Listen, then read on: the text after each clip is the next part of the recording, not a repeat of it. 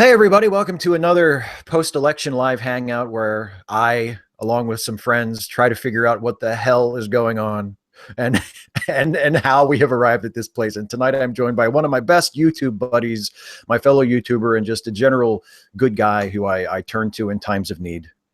SiriusMined. Joe, how are you, my friend? Haggard, Steve, haggard, as you might well So yeah, we're a lot of us are we've been in that space for a week and a day now. So what are your, I mean, you've had over a week now to process what happened on election day. I know we've talked about a few things here and there on social media, and I've done a couple of videos about it, sharing my thoughts on a few different, facets of it. So where are you at right now with the election of Donald Trump and everything that has happened? Very troubled for a lot of, in a lot of ways, because I mean, obviously, it was kind of shocking. Obviously, that night, for that election night, most of us were expecting, a fairly happy night, and obviously didn't turn out that way. But what troubles me two things. One is as he starts putting feelers out for who's going to fill his transition team and his cabinet, and seeing that it's just as bad, if not worse, than we predicted. So and so that's that's the other part. I'm profoundly disappointed in my country, and I'm also really angrily just like so hostile toward pretty much everybody. I think like we all failed collectively, and I really don't think anybody deserves a pass. Maybe at different levels, but we all failed dramatically, and some people are compounding it because, for a variety of reasons, which I'm sure we'll get into. But I have anger and vitriol for pretty much any group. So whoever's hearing my voice, I'm angry at you for one reason or another, and including myself in certain ways. But I just feel a lot of trepidation. And when he first had his first interview, when he said, "Oh, we're going to try to heal," and I thought, well, okay, I don't really trust you, but maybe again, obviously you want to hope, but no, it's at least as bad as we thought. And so all the people who said, "Oh, he wouldn't do this or he wouldn't do that," wrong. Yeah, he's been saying that the entire time. Like, our people have been making that excuse for him since he announced his campaign. When he said in his very first speech as a candidate that Mexico is sending us rapists, and people were like, "Oh, that's just vitriol. It's just rhetoric. He's just trying to stir up the base. No, don't worry about that."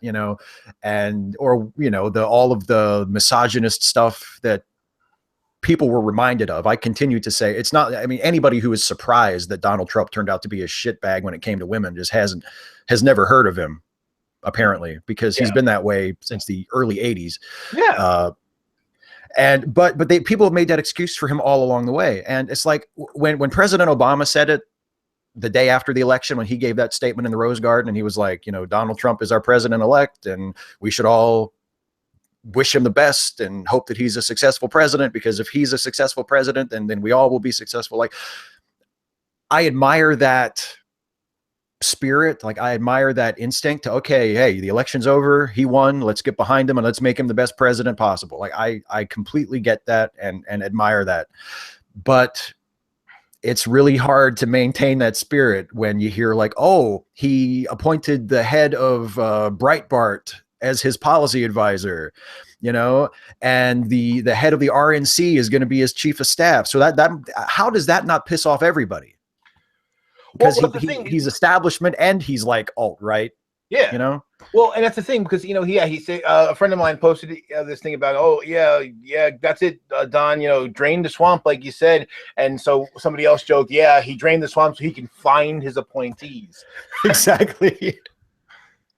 But and again, the people of the right wing, I mean, obviously I'm mad at them for voting for a horrendous person, but I'm mad at the people on the left from the beginning. Like, before, when he first announced his candidacy, and there were people on our side that were like, oh what a joke.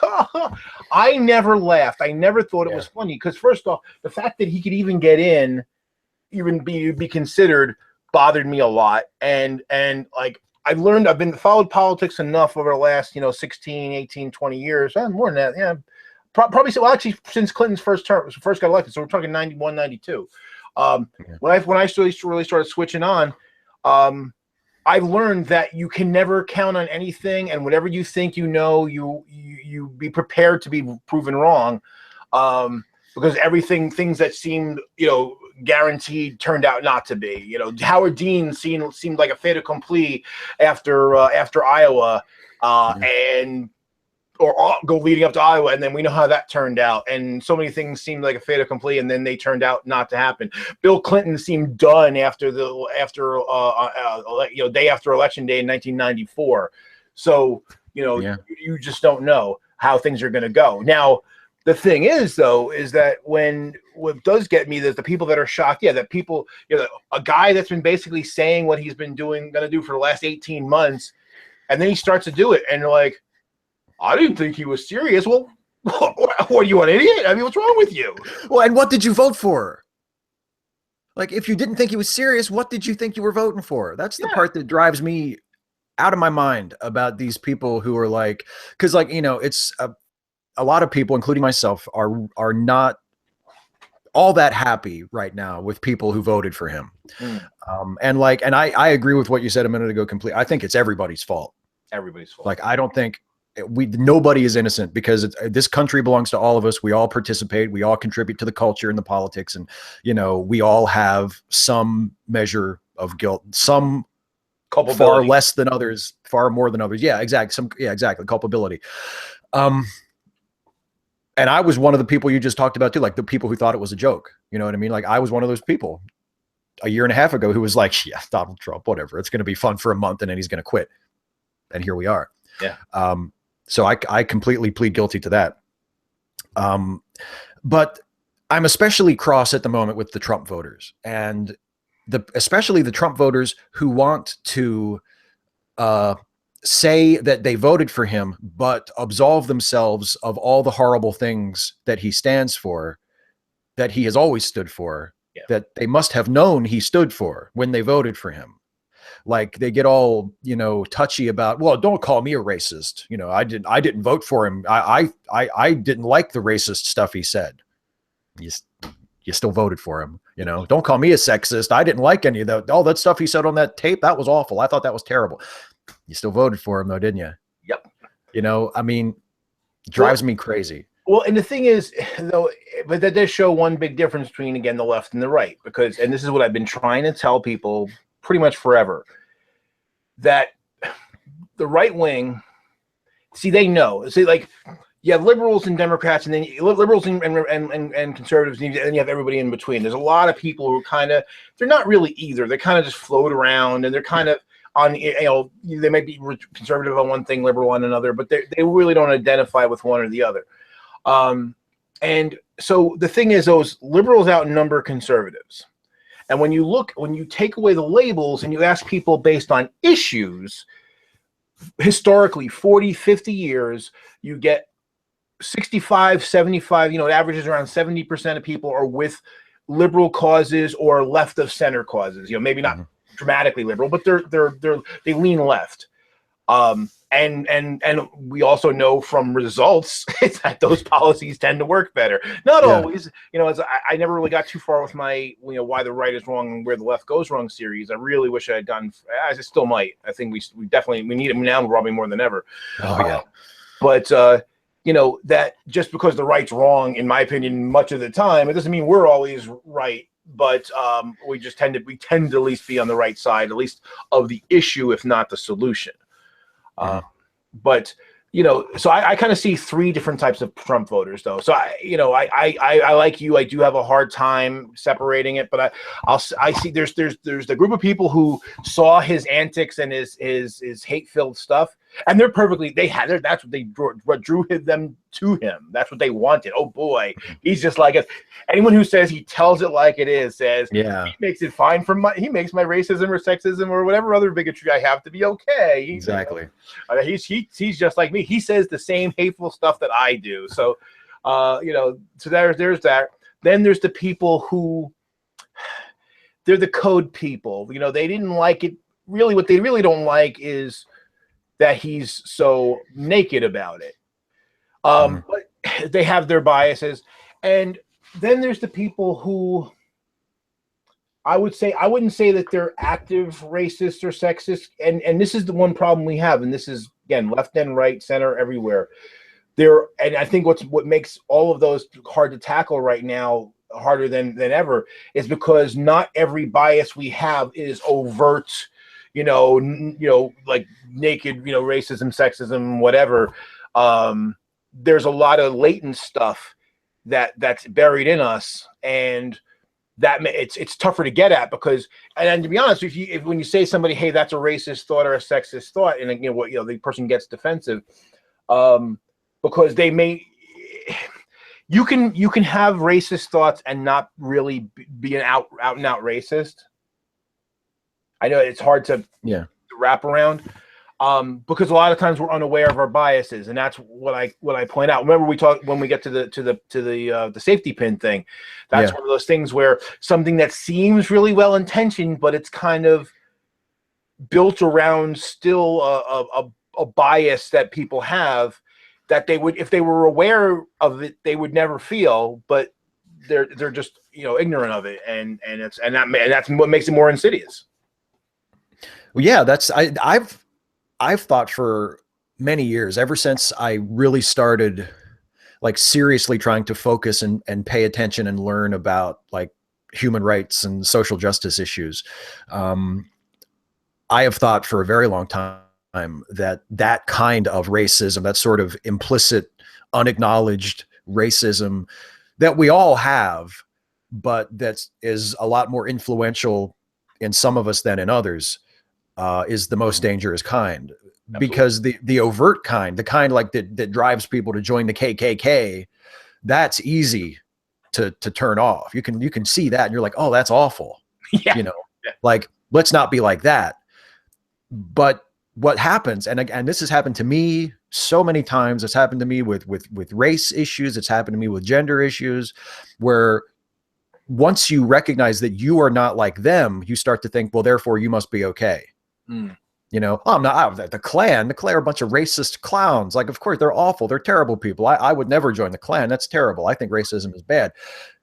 And that's great, but that doesn't mean that I'm completely okay, or that I'm where I need to be, or that I don't have my own prejudices that are maybe not driving me to overtly cause harm to people, but are still influencing my thoughts and my behaviors in ways that build up to be really harmful in the big picture. And and that's the kind of thing that I think allows someone like Trump to rise up and succeed. And because that's the kind of racism that I actually see every day. Like, I live in a really racist area. Like a super racist area. But even in this super racist area, like it's been a very long time since I actually heard one of my neighbors or one of my fellow residents of this area say something like overtly racist, like throw out the N-word or some awful slur. It's almost all like just casual sort of background noise, under the table sort of, or just assumptions like, well, black people are like this and white people are like this and Mexicans are like that. And, and it's not said with any harmful intent. I know most of the people I know who say and think things like that, I believe them. They probably sincerely think, that they have no ill will in their hearts toward people of different races. I'm sure they really mean that. But nonetheless, they still have these prejudices, and they hold and perpetuate these attitudes that are extremely harmful. And they're willing to accept someone like Donald Trump and either overlook his racism or come up with an excuse for it, Well, and in that latter group, that kind of, people with the biases and they're part of, well, I guess part of them are in the middle, the second group I mentioned. In the third group, that people voted for Trump, they have these latent biases. And here's the thing that's it's true, and unfortunately we in the left have, even the people who think they're I'm part of a movement and I'm so progressive, we hate on these people, and they're basically poor white people. And again, I was going to do a video recently, and I let ambient things get me too demotivated, and I really should make more videos. But I wanted to say, like, basically in defense of the white man. And the point of it is not, not that the alt-right, all the hateful stuff they spew, but just kind of like the passive, white guy. We tend to, on the left, because obviously it's the more privileged position in, generally speaking. So it becomes the dumping ground for all of our ire. And the problem is that, okay, where you live, I mean, it's not a high income area, right? It's just, Right. So it's hard, when you say to someone who's there, who probably, drives a truck or is a mechanic or something like that, and you say, oh, you're privileged. Well, yeah, relative to people, the guy relative to women in his economic station, or the black person or the Latino or whatever. But in the broader society, he's kind of fucked. Yeah. And so he ends up getting all of our ire, and what ends up happening is he turns it into resentment, because he doesn't understand what we're trying to tell him. We're not telling him he's a bad person. We're not telling him, at least most of us aren't. But it's just they try to understand where his privileges are. Even at the bottom of society, he still has privileges in certain contexts. But the problem is that we've basically made an enemy. And again, it's not just us; it's a two-way street. Yeah. But the thing is that, so we have this adversarial relationship with this guy, and that was the guy who used to be a core Democrat. Mm-hmm. And so the problem is, so what's happened is they know that they're getting fucked over, but they think they're getting fucked over by the black guy and the feminist and the gay person and the trans person, and the Hispanic and and the other foreigners, and it's Muslims and it's Asian people and blah, blah, blah, because that's what the right wing has been feeding them. It basically pays lip service. I care about you, blue collar dude. They don't really, and they just exploit them. So they're resentful and angry with good reason, but their ire is aimed at the wrong people. And of course, that's by design, and not to sound conspiratorial, but it is completely by design.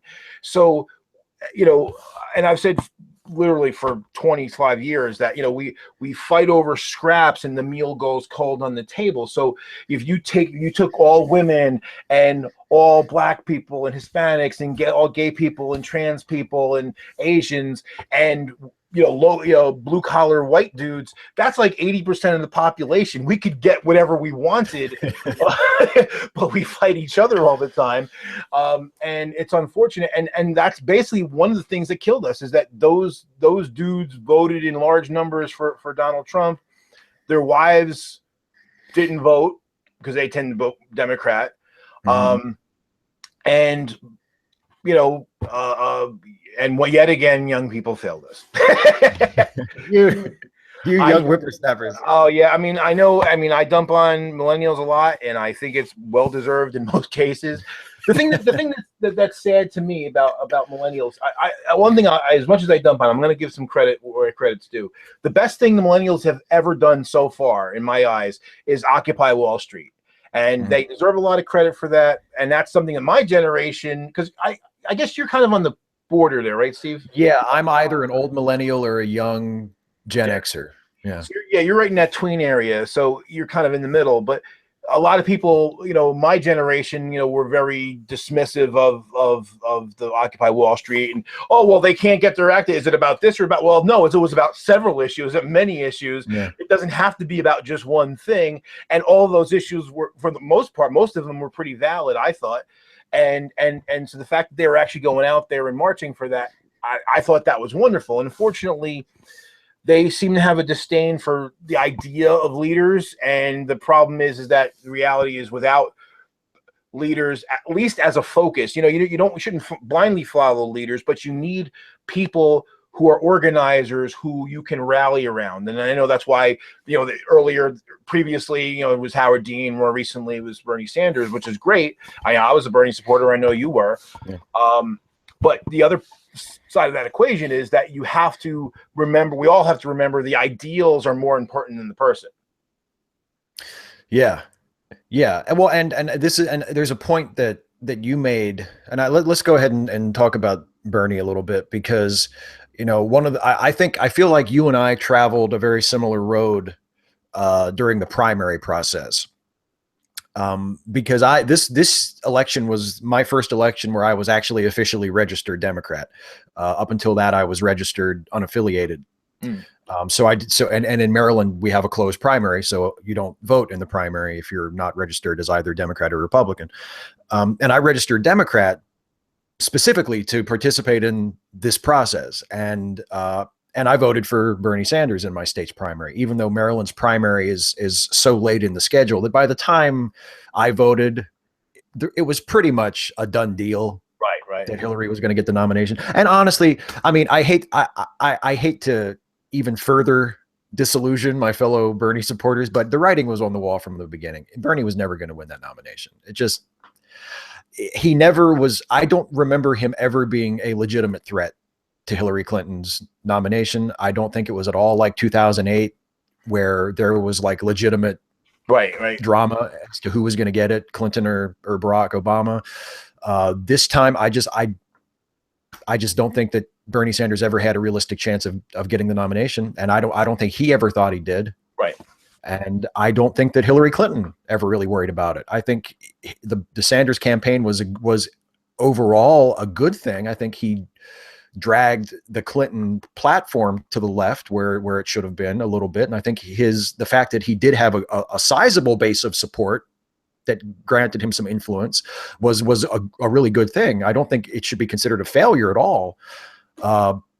But he was never going to win the nomination. I just don't think that ever. I think his level of support has been so grossly exaggerated since January, and so let's talk about that, because one of the things that a lot of people are saying now, a lot of Bernie supporters are saying that if Bernie Sanders had been the nominee for the Democrats instead of Hillary Clinton, that Bernie definitely would have won the election. Definitely.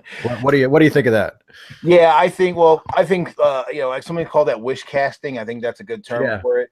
Now, could he have made a difference? I'm not going to say no. I think that he may have been able to bring out some people that didn't come out for Hillary. But here's the thing, and as I've tried to explain to people before, because obviously the primary was pretty vicious and pretty damaging to both parties, really. Yeah. And I will say this. I'll give a nod to the Bernie people, because again, I was a Bernie person too. That yes, there were a lot of people who were on the Clinton train from the beginning who were very dismissive and hostile and basically treated Bernie and the supporters like chumps. So yeah. I get that resentment. I completely do. And I was against it, and I fought against that. But the problem is there was a lot of vitriol coming back the other way. And we'll get into, I think that was one of the things that hurt us in getting where we are now. Now, when I was initially, I knew the Democrats really didn't have anybody else. Before Bernie got in, I knew they really didn't have anybody else going, so I was on board the Hillary train right away. And then when Bernie came out, my first thought was, well, look, I don't think he has any serious chance, but you know what? Him being a part of the process will, as you said, drag the party platform to the left, where closer to where it needs to be, and I think that's a good thing. And then I decided at one point, listening to him, it wasn't that I didn't like Clinton. And actually, I mean, to be honest with you, what made me join Bernie wasn't that I thought his ideas were all better. It was more of the fact that, because I actually I was kind of in between. I probably still would have leaned Clinton, but I said, you know what? We need to push the envelope to the left. We need, and he'll do that. I figured Bernie was going to be pretty weak on the foreign policy, and that's proved to be true on the campaign trail. But let's drag the pendulum back to the left. And I figured, if nothing else, it'll make Hillary tack to the left more, because most people, they go left in the they go to their extreme during the primary, and then they tack to the middle, which is again something that unfortunately there's a lot of political new people who don't really understand that, and that's the way things tend to go. So, with the exception of Trump, who just kept staying out there the whole time. Yeah. And so I figured, him being part of the primary will be good for us on the left in general. And I said, you know, let's drag, because I said, you know, I'm fine with either one. If either one gets the nomination, you know, I'm going to back Bernie because I want, you know, I think he'd be good for us. But if he doesn't win, I'm okay with Hillary. And you know, and I didn't really, I mean, I looked at Gary Johnson, libertarian, other than the pot and no war. I think he's a goofball, and I didn't really support it. Anything else, it's the usual libertarian stuff. If you're on the left, I don't know how you could even consider him. Unless your only issue is marijuana, which is kind of narrow. Yeah. And I did take a look at Jill Stein, because a lot of my friends are like, oh, Jill Stein, what about Jill Stein? And no. The woo peddling and all that. But, you know, so anyway, back to Bernie, though. Something that did concern me the whole time, though, is that, again, both camps, the Bernie crats and the Hill dogs, they were, instead of promoting their own candidate for whatever reason they thought was, you know, they were the better candidate, they attacked the other candidate, attacked the other campaign. And that was most of what I saw. And so I ended up finding myself fighting with everybody, but even more shockingly with other Bernie supporters, because I'm like, you guys are posting things like somebody, even a few weeks ago, somebody hit me with, Hillary killed Vince Foster, and I couldn't facepalm fast enough. I'm like, are you fucking kidding me? I mean, something that's been, you know, investigated by multiple, you know, investigative bodies and debunked 25 years ago, and yet there's still people, and not because there's any evidence, just because they wanted it to be true, you know. And again, okay, during the primary, fine, you know, you want your guy to win, but once they don't, and you have to decide, then this just seemed to be this constant, like, well, I'm going to keep tearing her down because I'm mad that I didn't get the person I wanted. Yeah. Yeah. And I mean, I know that there were a couple of things about the way a lot of Democrats were sort of slow to unify behind Clinton. And some of the stuff, like, I completely respect and I get. People on the left who were worried about Hillary because of her hawkishness, because they didn't want a president who would continue, you know, like American foreign policy and bombing Middle Eastern countries. And I mean, I am sympathetic to all of that. Sure. I don't think there was anybody running who was going to change that. Right. I just don't, even if Sanders had won, I don't think he would have been like the peace president who, you know, would have completely, okay, we're not going to do the war on terror at all anymore. Yeah. I just don't think that would have happened. No, politically you can't. Yeah, I think we're, for better or worse, as much as a lot of us hate it, I think that's just going to be the way it is for a while. I think he might have been able to curtail it some. Yeah, and I think he's definitely more naturally, sort of opposed to it philosophically than Clinton is. But that was never like a big issue for me in terms of who should I vote for. Right. Because to me, I feel like that's just like screaming in an empty room at this point. You know, I don't think either one of them is going to make a huge difference. And, you know, people who are like, oh, she's too establishment. She's not, you know, we're going to go from Barack Obama, who is supposed to be like this transformative, you know, once in a generation leader, to Hillary Clinton, who was the first lady in the 90s and was a senator 15 years ago. And you know what I mean? Like, it felt like we were moving backwards instead of moving forwards. And I was sympathetic to that. Right. But once the nomination was settled, and once it was obvious, even before the convention, once it was obvious that it was Hillary's and it wasn't even going to be all that close. I mean, Bernie, it was definitely competitive, but it's not like it was a squeaker by the time it was over. The people who refused to support her and continue to attack her, even into the general election campaign, knowing who the alternative was, after Trump won the Republican nomination, boggles my mind. Because, I mean, and a lot of times people would say, oh, well, you can't, you know, all you do is say, well, she's better than Trump. If I'm sorry that wasn't enough for a lot of you. Yeah.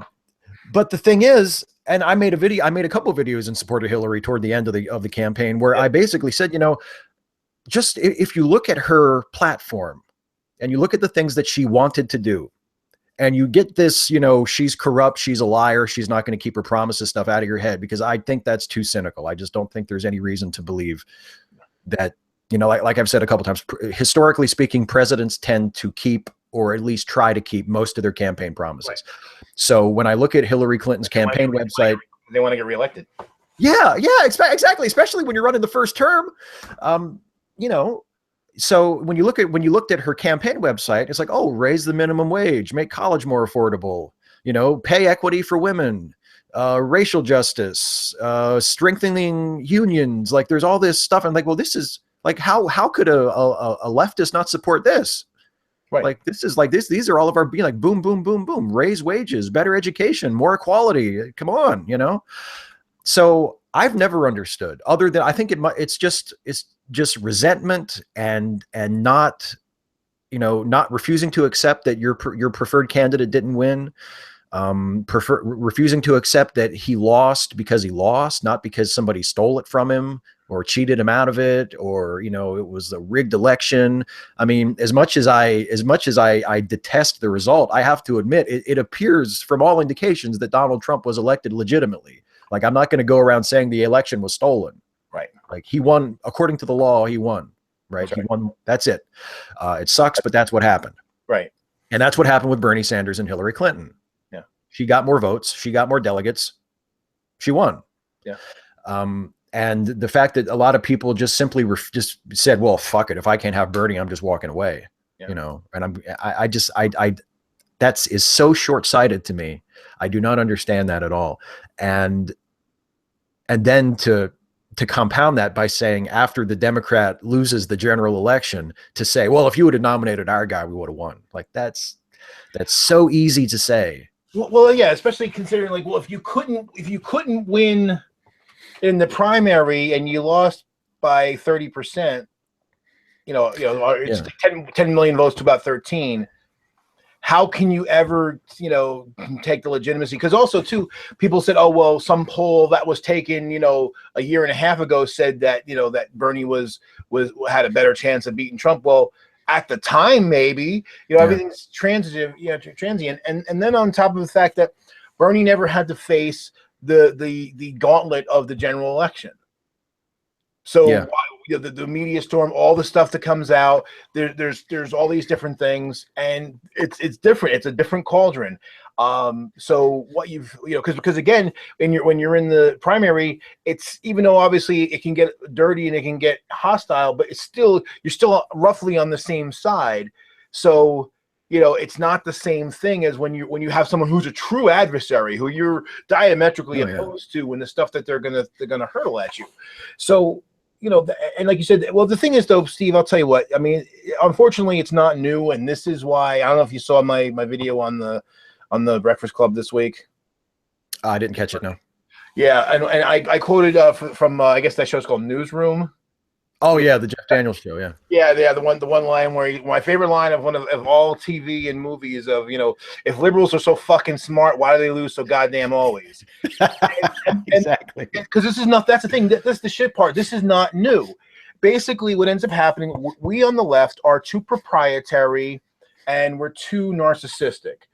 Because the problem is, and this is, again, in the same thing, we see the same thing in the social justice arena. And this is why I've kind of like, I haven't washed my hands of the issues. I washed my hands of engaging with people about them on the internet. Yeah. Because it's a cesspool. And I call it the victim Olympics. It's basically everybody. So it's feminists and black people, and other racial minorities and gay people, and about who has it worse, as if it mattered. It doesn't fucking matter. We're all in the same fucking boat. And so instead of arguing over who has it worse on Tuesdays, let's figure out how to make the shit better for all of us. Because we should, even though, look, I'm not a woman. I'll never know what it's like to be a woman, but I can have empathy, and I know what it's like to be discriminated against. So maybe I can't 100% empathize with the way you are opposed in society, but I recognize that you are, and I am too. So hey, we have something in common, even if it manifests itself in a different way. So let's put away the bullshit about who's got it worse. And again, that's going to depend on a bunch of other factors. Let's just fucking get together. And so the point of my video this week was, hey, look, we got pantsed, and somebody, a friend of mine who's also a former YouTuber, had said on Facebook, well, now it's going to be a war for the heart of the left. And I said, no, you know what? We don't need a war. And that was the title of the video. I don't need your civil war. Yeah. And the point was that, yes, are we going to have some discussions about what we're all about? Yes. Can they get heated sometimes? Absolutely. But if we engage in war, all we will do is destroy ourselves. Because think about and I know it's just a metaphor, but a lot of times people treat it like it's an actual war. And I said that wars have winners and losers, casualties and consequences. We cannot afford that. So, look, we don't know. You and I, Steve, we're good friends. We don't agree on everything, or right. Maybe just varying degrees on certain things. So, we can either tear each other down over our differences, or we can say, all right, you know what? Maybe there's 70, 80, 90% we're in common, and then we can negotiate. And that's one thing I will say I neglected in the video, and I regret. When I've talked about compromise, I've only kind of talked about it from the perspective of either giving something up or delaying gratification, and that's unfortunate. And I was kind of the wrong turn, so I got to own that. But the thing that I think is another part of compromise is that negotiation. Okay, we've got 80% in common. Okay, we agree on this, so there's not even a fight. Let's just put that to the side. Now there are other stuff. Well, okay, there's some stuff that you're going to find completely unacceptable. Some stuff I'm going to find completely unacceptable. There's no way, we're just going to be recalcitrant about. Okay, we push that aside for the moment, and then we take what's left. Okay, you got some things I don't really like, but I could put up with. If you could accept some of the things that you don't like, but you could put up with. And now we've added to our stuff. And again, we're all going to agree that, there's those few bugaboos that we don't all agree about, but hey, collectively overall it's a good package and it's going to work. Because we all have to remember is that, again, if we're any movement, we're going to have to accommodate. If you want a movement to grow, that means you have to get more people. You have to accommodate more people, and that means being willing to compromise. And compromise is not a dirty word. And pragmatism is not an enemy of idealism. I said in the video, they're really partners. And and in the comments, it came up that, really pragmatism is there to meter idealism, so you don't get too fantastical and not accomplish anything. And idealism is there to prevent pragmatism from becoming complacency. Yeah, absolutely. You need both. Yeah, because if you're just purely an idealist, and you don't have a pragmatic side, then you're never actually going to accomplish anything. Exactly. And yeah, absolutely. And that's something that, like, mentally I am constantly going back and forth with, because I have both sides. You know what I mean? Like I feel very strongly drawn. Like there's a very idealistic part of me where, and that part really came out in 2008. When Obama was first running, that part of me, like that was to me like 2008, and then when he ran for re-election in 2012, that was like all idealism all the time for me. I was like, this is my guy. He's going to make everything better. He's a great president. He's a great leader. In 2008, I was like, we got to pull the trigger on this. This is the time. Seize the day. We have to elect this guy. He wasn't the next guy in line, but here he is, and he's the person we need, and let's just do it. And it felt great. And then I noticed, like, after he became president, that some of the people who had supported him were starting to groan a little bit, because he wasn't governing as the same idealist that he had run the campaign as. And I kind of felt that way at first too, because you're like, well, wait, we elected him. We seized the moment. Our generation, we rose to the occasion. Fix everything. Yeah. Like what? And people, I mean, now that it's all sort of over, and especially now that we feel like a lot of it might actually be threatened, it's easy to appreciate now, because we're like, hey, same-sex marriage, like that's awesome. Never know what you got till it's gone.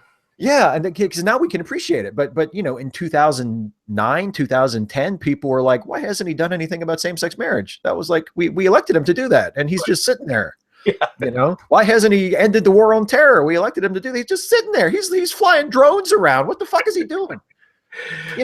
And because we forgot, or we never really were interested in the first place, in the fact that, once we elected him, and he got the job, it then became a matter of, okay, what can I accomplish? Right. Not, you know, well, I'm sorry, I made a campaign pledge. I want single payer healthcare. So I guess, you know, if you're not willing to work with me on that, then I'm just walking away. Yeah. Like that's apparently what some people wanted him to do. Yeah. You know? Well, and see that, and again, that's where the whole pragmatism and idealism comes together, because, you know, because I guess here's one way to say it. If you have idealism without some sense of pragmatism, that can lead to cynicism, because if you don't get when you don't get everything you want, and you never will, at least not right away, it just doesn't work that way. Because again, you're the president not of just the people who voted for you, but the other people as well. Yeah. So you still have to take their interest into account to some degree. So, you know, so if you're pragmatic, you say, okay, well, how can I best accomplish those things that I said I wanted to do? And you set out to do them the best you can. And now a pragmatist also recognizes, hey, when someone has a hostile Congress that doesn't want to do any of those things, that they're not necessarily going to, they're certainly not going to get it right away, and they may not get it at all. But you know, as long as they're fighting for it, pushing the envelope in that direction, that's really the best you can hope for. That's why it's nice to not have divided government. If you get if you get that, you know, the House and the Senate and the presidency, it gives you the opportunity to try to make good on your promises. And even there, as we found, you know, as we've seen before, you know, if you can't override a filibuster in the Senate, that can put all your idealism to a halt too. So, you know, and then unfortunately, I think, you know, the one thing about when you have someone who brings people in that are not normally part of the political process, they don't understand the way the process actually works in a functional way. And when I mean that, not like a lot of some people think like, oh, all the backroom deals and cronyism. No. Just simple, the governmental process of how a bill becomes a law. Yeah. They don't know how that works. And I've been kind of appalled and stunned. I shouldn't be after all these years, but how many people don't know that. And like I said, you know, to one of the comments on my video, who were basically making the whole thing of, oh, well, Bernie definitely would have won because blah, blah, blah. And I said, well, then why didn't they show up in the primaries? Exactly. And then someone said, oh, because of dirty tricks. No. That doesn't account for anywhere near. I mean, if you look at how many people were eligible to vote, was it 14% showed up? That's not, you know, that's not any dirty. In fact, if anything, that's the hardest election to rig, because the turnout on both camps was terribly low. So all you have to do is just do a little better than normal, and you can totally change the result. So like in New York, I was one of the ones that people jumped about the most, because there was like 240,000 people that got purged. Well, again, people who actually understand the political, you know, the functional part of our political process know that voter purges happen all the time in a very innocuous way. That's the way they actually curtail voter fraud, because people who die or people who move, you know, no one unregisters them. So if you don't vote regularly, you're very likely to get purged. And so that's what happened in a lot of cases. Bernie, to his credit, brought out people who didn't traditionally vote, but because they didn't bother to check their registration status and they hadn't voted in N number of years, some of them found themselves purged. So now the thing is, but that happens all the time. Even if Bernie wasn't there, you still would have had a bunch of people purged from the rolls. Yeah. So it wasn't, and also the DNC doesn't have control over that. The states boards of elections do. State boards of elections also control the voting machines. The DNC and the RNC do not control any of that. All they get to do is decide when they're having their whether they're having a primary or a caucus. That's all they get to decide. Everything else is out of their hands. So this idea that there's this big, so did the DNC favor Hillary? Sure. I mean, and that's what the email showed. It didn't show any cheating, didn't show any rigging. All it showed is, you know, they didn't really like Bernie, and they said mean things about him, and some of them were certainly interested in spreading false stories about him, which is a dirty trick. But again, I saw plenty of that going around in both directions, and I continued to see that even after the primary was over. So, you know, and so that's the thing that's frustrating, because you try to explain. I guess that's why I ended up arguing more with fellow Bernie supporters, because I was trying to explain our basics of government to people who had no fucking clue and would refuse to understand or believe me, as if I was like, and I was getting called to show. I'm like, no, dumbass, I'm voting for the same guy as you. I'm on your side. Stop giving me a hard time. So, well, you know, the really frustrating thing for me was when after Bernie lost, and I was like, all right, Hillary's it, let's do this. The people who were like, I mean, because when I would defend Hillary, and especially when I would defend her not as the lesser of two evils, but as actually someone I thought was a good candidate, and they would say like, oh, she's so dishonest or she's so corrupt. And whenever I would defend her on those charges, it would be like people would respond as though I was some naive babe in the woods. Yeah. Who was like, oh, yeah, yeah. And I'm like, no, I'm not saying that she's like 100% honest.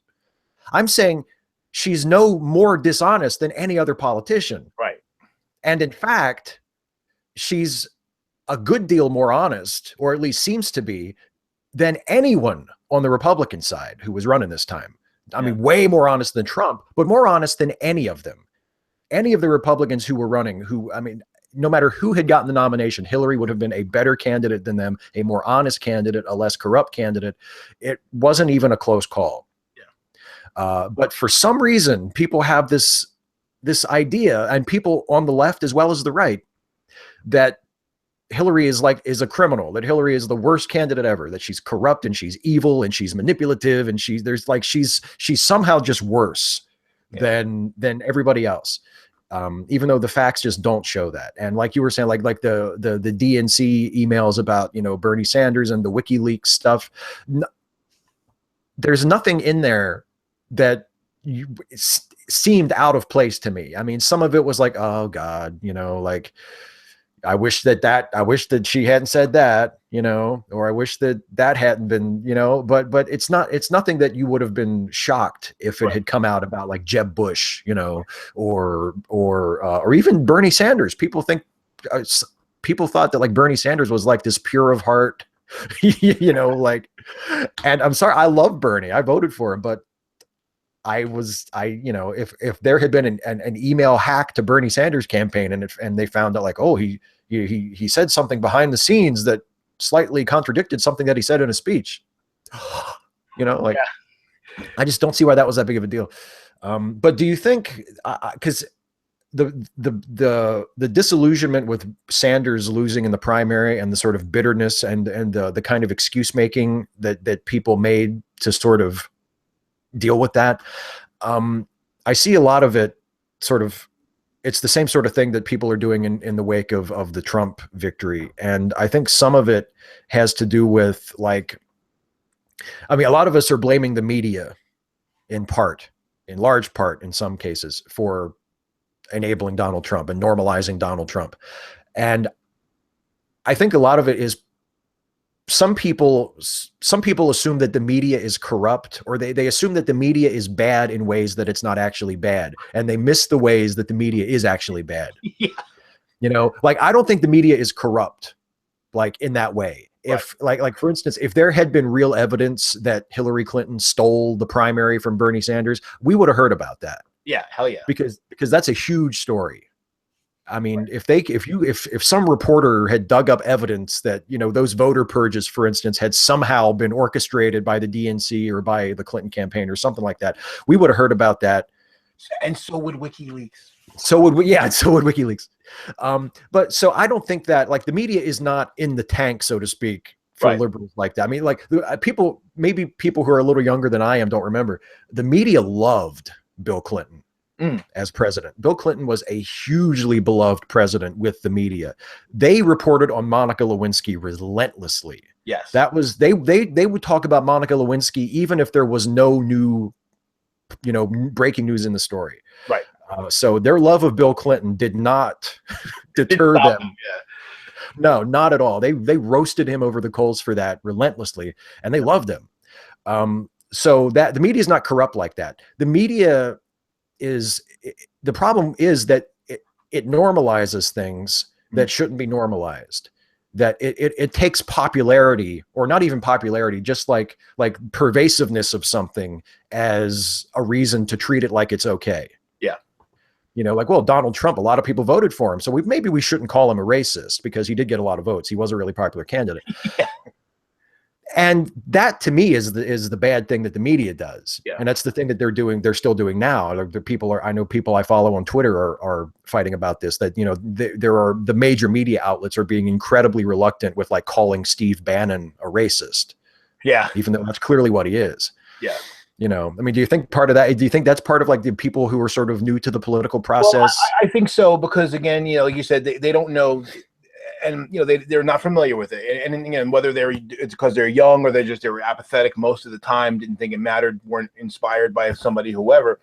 The other way where the media is very bad, and actually it goes right to what you just said, how they reported relentlessly on Bill Clinton, and how they reported on basically emails that actually didn't have anything at all in them against Hillary, is that what people need to understand, and probably the most corrupt part of the media, is that it's a ratings machine. Yeah. So they will do anything they can to try to make ratings. And especially, here's the other thing that occurred to me, and it was kind of borne out with the reporting. When after the convention, when Mr. Khan, you know, really zapped Donald Trump, and then the closing speeches and everything, and it really looked like this was going to be a snoozer. Yeah. And it really should have been. The media hates a snoozer. There's no ratings. No one tunes in if there's no controversy, if there's no race, there's no horse race. And I remember back when the welfare reform was going on, when Clinton was in his first term, and it's really what turned his presidency around, because they would, you know, the Republicans shut down the government, and he fought on, and they ended up coming to a compromise, and he pantsed them. He totally pantsed them. There was a report done by one of the more reputable media outlets that basically showed that of the reporting, 80% of the reporting was on the horse race, who's winning the argument, who's losing it, and not about the actual details of the argument at all. Because ratings, they want to build drama. They want to say, you know, to get you to tune in. So of course, if they say, well, you know, emails were found and they were completely innocuous, that's not a story. Yeah. That's 30 seconds and it's gone, and no one tunes in for that. So you gotta, you know. So what happened? You think about the most recent one. Some emails were found on a computer owned by him, by Weiner, whose wife Weiner, was connected to Clinton, and there may be something. No one knew what it was. And actually, within like 36 hours, it was already pretty clear that there was nothing. There was nothing. No. And they continued to report it as if it was something. Yeah. We don't know. And what could it be? And then they kept, Secretary Clinton, what about those emails that have nothing on them, but we want to make into a story? And that helped to, you know. Now, the thing is, the people who blame, you know, to go to your earlier question, you know, how much the blame is the media, they deserve some blame. They don't deserve all the blame, because, like, as I said, no, definitely not. It's a part, you know, it's a collective thing. So I'll blame the people who voted for Trump. I'll blame the people who were Clinton supporters who didn't go out to vote. I'll blame the Clinton supporters who antagonized Bernie people, both in the primary and during the general election campaign, because it helped to alienate them and keep them away. I'll blame the Bernie people who didn't come out to vote, who got proprietary and got, you know, and were upset that Hillary didn't come to their house and personally give them a hot stone massage. You know, they still wouldn't have voted for it. Even if she would have done that, they still wouldn't have voted for it. I'll blame the third-party protest vote people. I'll avoid calling them what I really feel like calling them. You know, and here's the other thing too about that protest vote. Here's the thing. Now, obviously, most of the people who tended to be on that protest line of thinking were millennials, and here's where I'm gonna hit millennials hard. Overall, the turnout it turned out, as all the absentee ballots come in and everything, it looks like about 58% of the electorate voted. 34.5% of millennials voted. Now, as pointed out by my friend Latham Way, well, yes, that's typical for young people, but that's not a fucking excuse. I'm tired Yeah. of young people who complain about things and are somehow jaded about a political process which they've barely ever even participated in. I don't know how you can be jaded about something you've never done. I looked at it from a distance and I'm jaded. How? Dude, I'm 48. I should be fucking jaded. Okay. But so they're jaded about that. And so if you look to that, so that's 20, so they're 22.5% below the national average. And then actually, if they did it the national average, the actual average would go up and all that. So what would make the math that simple? I figured out if they just voted at the same level as the rest of the voting populace did, that would add 15.5 million voters. There's 69.2 million eligible millennials, eligible voters in the millennial population. You're 1/3 of the potential voting pool. So they outnumber my generation. Like I said, you're a tween. They outnumber my generation by a sizable. So you can't really blame Gen X. We're the small, other than the old fucks who are dying off. They call the silent generation. We're the next smallest group. So so we got knocked around by the baby boomers before, and now we're getting knocked around by millennials. And this Gen Xer is pissed. So even if they wanted to do a protest vote, even if they say, look, we really hate Clinton, we really hate Trump, and they can convince themselves that it was better in the long term to suffer whatever result we got and vote for a third party. There is some logic to that. I think it's backfiring, but I can't say there's no logic to that at all. Again, whether it's successful is another story. But imagine if 15.5 million more voters voted for either Jill Stein or Gary Johnson. And again, since we're talking mostly liberals and millennials tended to be more liberal, the bulk of that would have been. So imagine if Jill Stein got 10 million votes. Holy crap. People would start to take third parties seriously. Because that might have been enough to take a stand. You know what? That might have actually made a difference in the election results. Because maybe she could have won a state that Hillary didn't win. Yeah, true. And absolutely. Win a state or two, or maybe Johnson could have won a state, maybe Stein could have won a state. Totally could have changed, and we could actually start seeing an electoral map that looked like the 1860 to 1900, where we actually would get 3 and 4 candidates who would win significant electoral votes. So if you want, that would have been meaningful. So that's what pisses me off. Like, oh, I'm protesting. Bullshit. That's not a movement. That's not a protest. Going out in force and participating. You can't complain about, and that's why the people that are protesting Trump, his victory, okay, I emotionally understand, because obviously I'm really, really not happy and concerned about the whole thing. I hope that all the people that are out there voted. Because if they did, for the people who are out there complaining now about the result and didn't vote, fuck you. You had your opportunity. You had your chance to put your voice in a way that was more meaningful than anything else you ever could have done in our society, and you failed. Well, and even more importantly, now that the election is over, I hope that all those people protesting Trump show up in 2 years to vote. I mean, that's the thing I worry about is, we're all sort of still in shock, and a lot of us are very sad, and a lot of us are angry, and a lot of us are channeling that anger into taking to the street and protesting. And I think all of that is great. I think it's important that, other people in this country and people watching from other countries see that even though Trump won the election, he does not have a mandate, and he does not speak for a large portion of this population. Right. And that a lot of us are determined to fight him and to do whatever we can to stop him from doing these terrible things that he promised to do. But in 2018, you have to show up and you have to vote. Yeah. You can't, taking to the streets and demonstrating is great. I think I support that completely, but sure.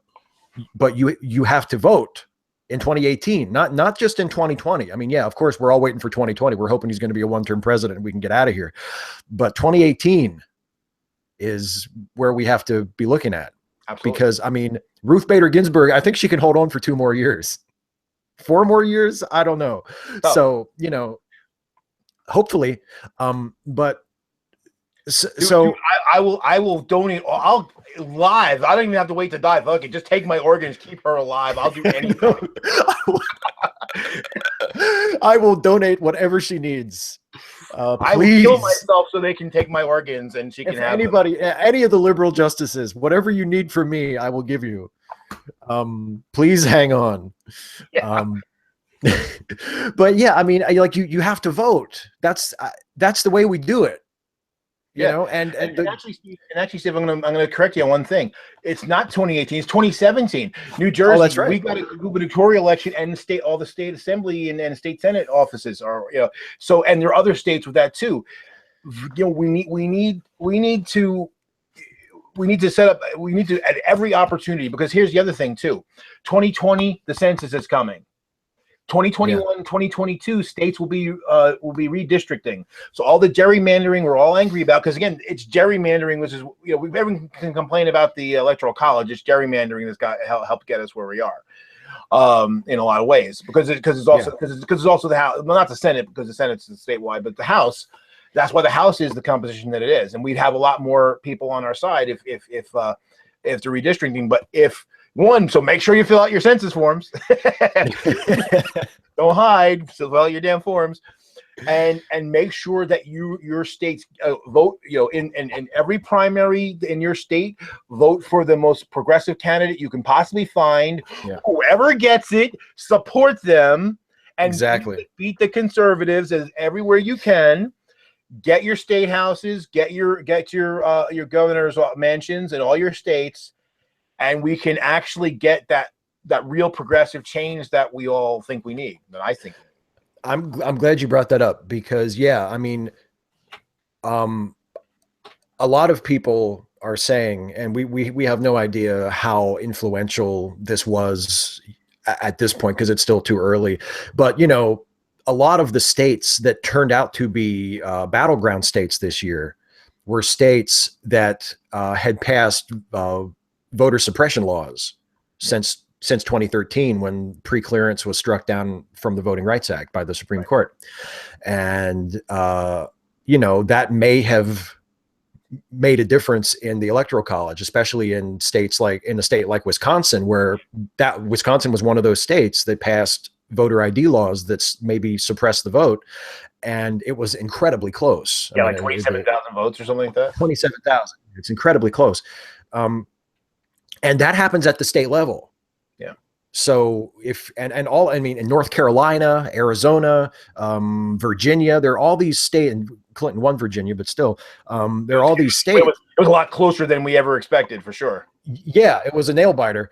And that all happens at the state level. And when you have states that have state legislatures that are Republican controlled, which is 31. By far the norm now. I mean, the number of the number of states that have a Democratic controlled state legislature is terrifyingly small.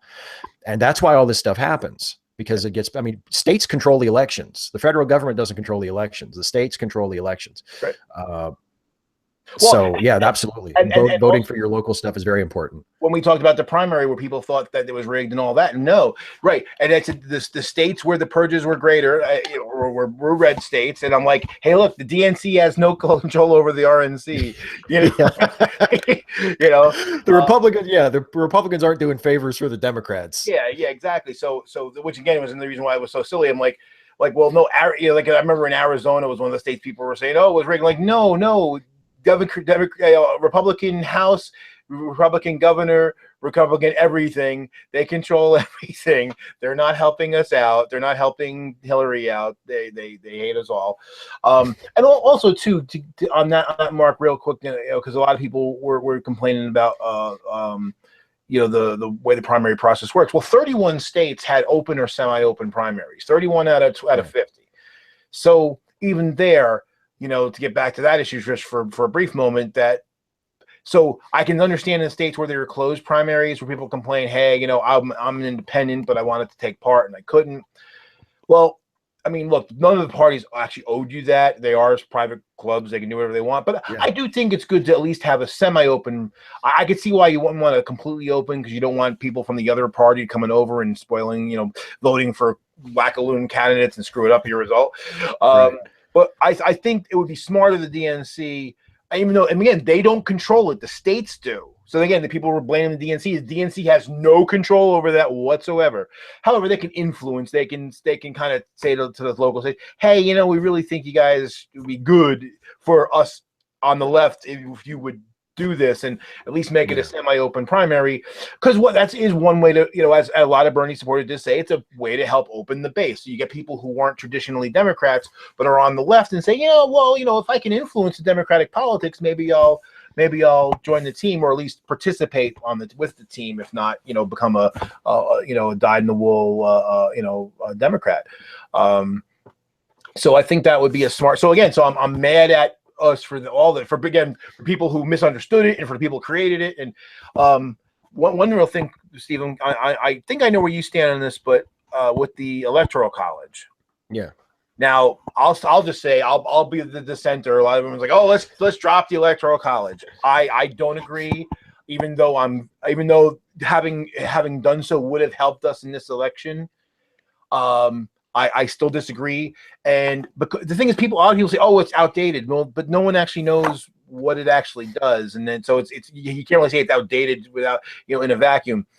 Because here's two things. One, I guess their thought is, well, the whole idea of electors would go away because then you just get the delegates. But the thing is, you still need human beings that are going to stand up and place those votes. Because remember, even though it's unlikely.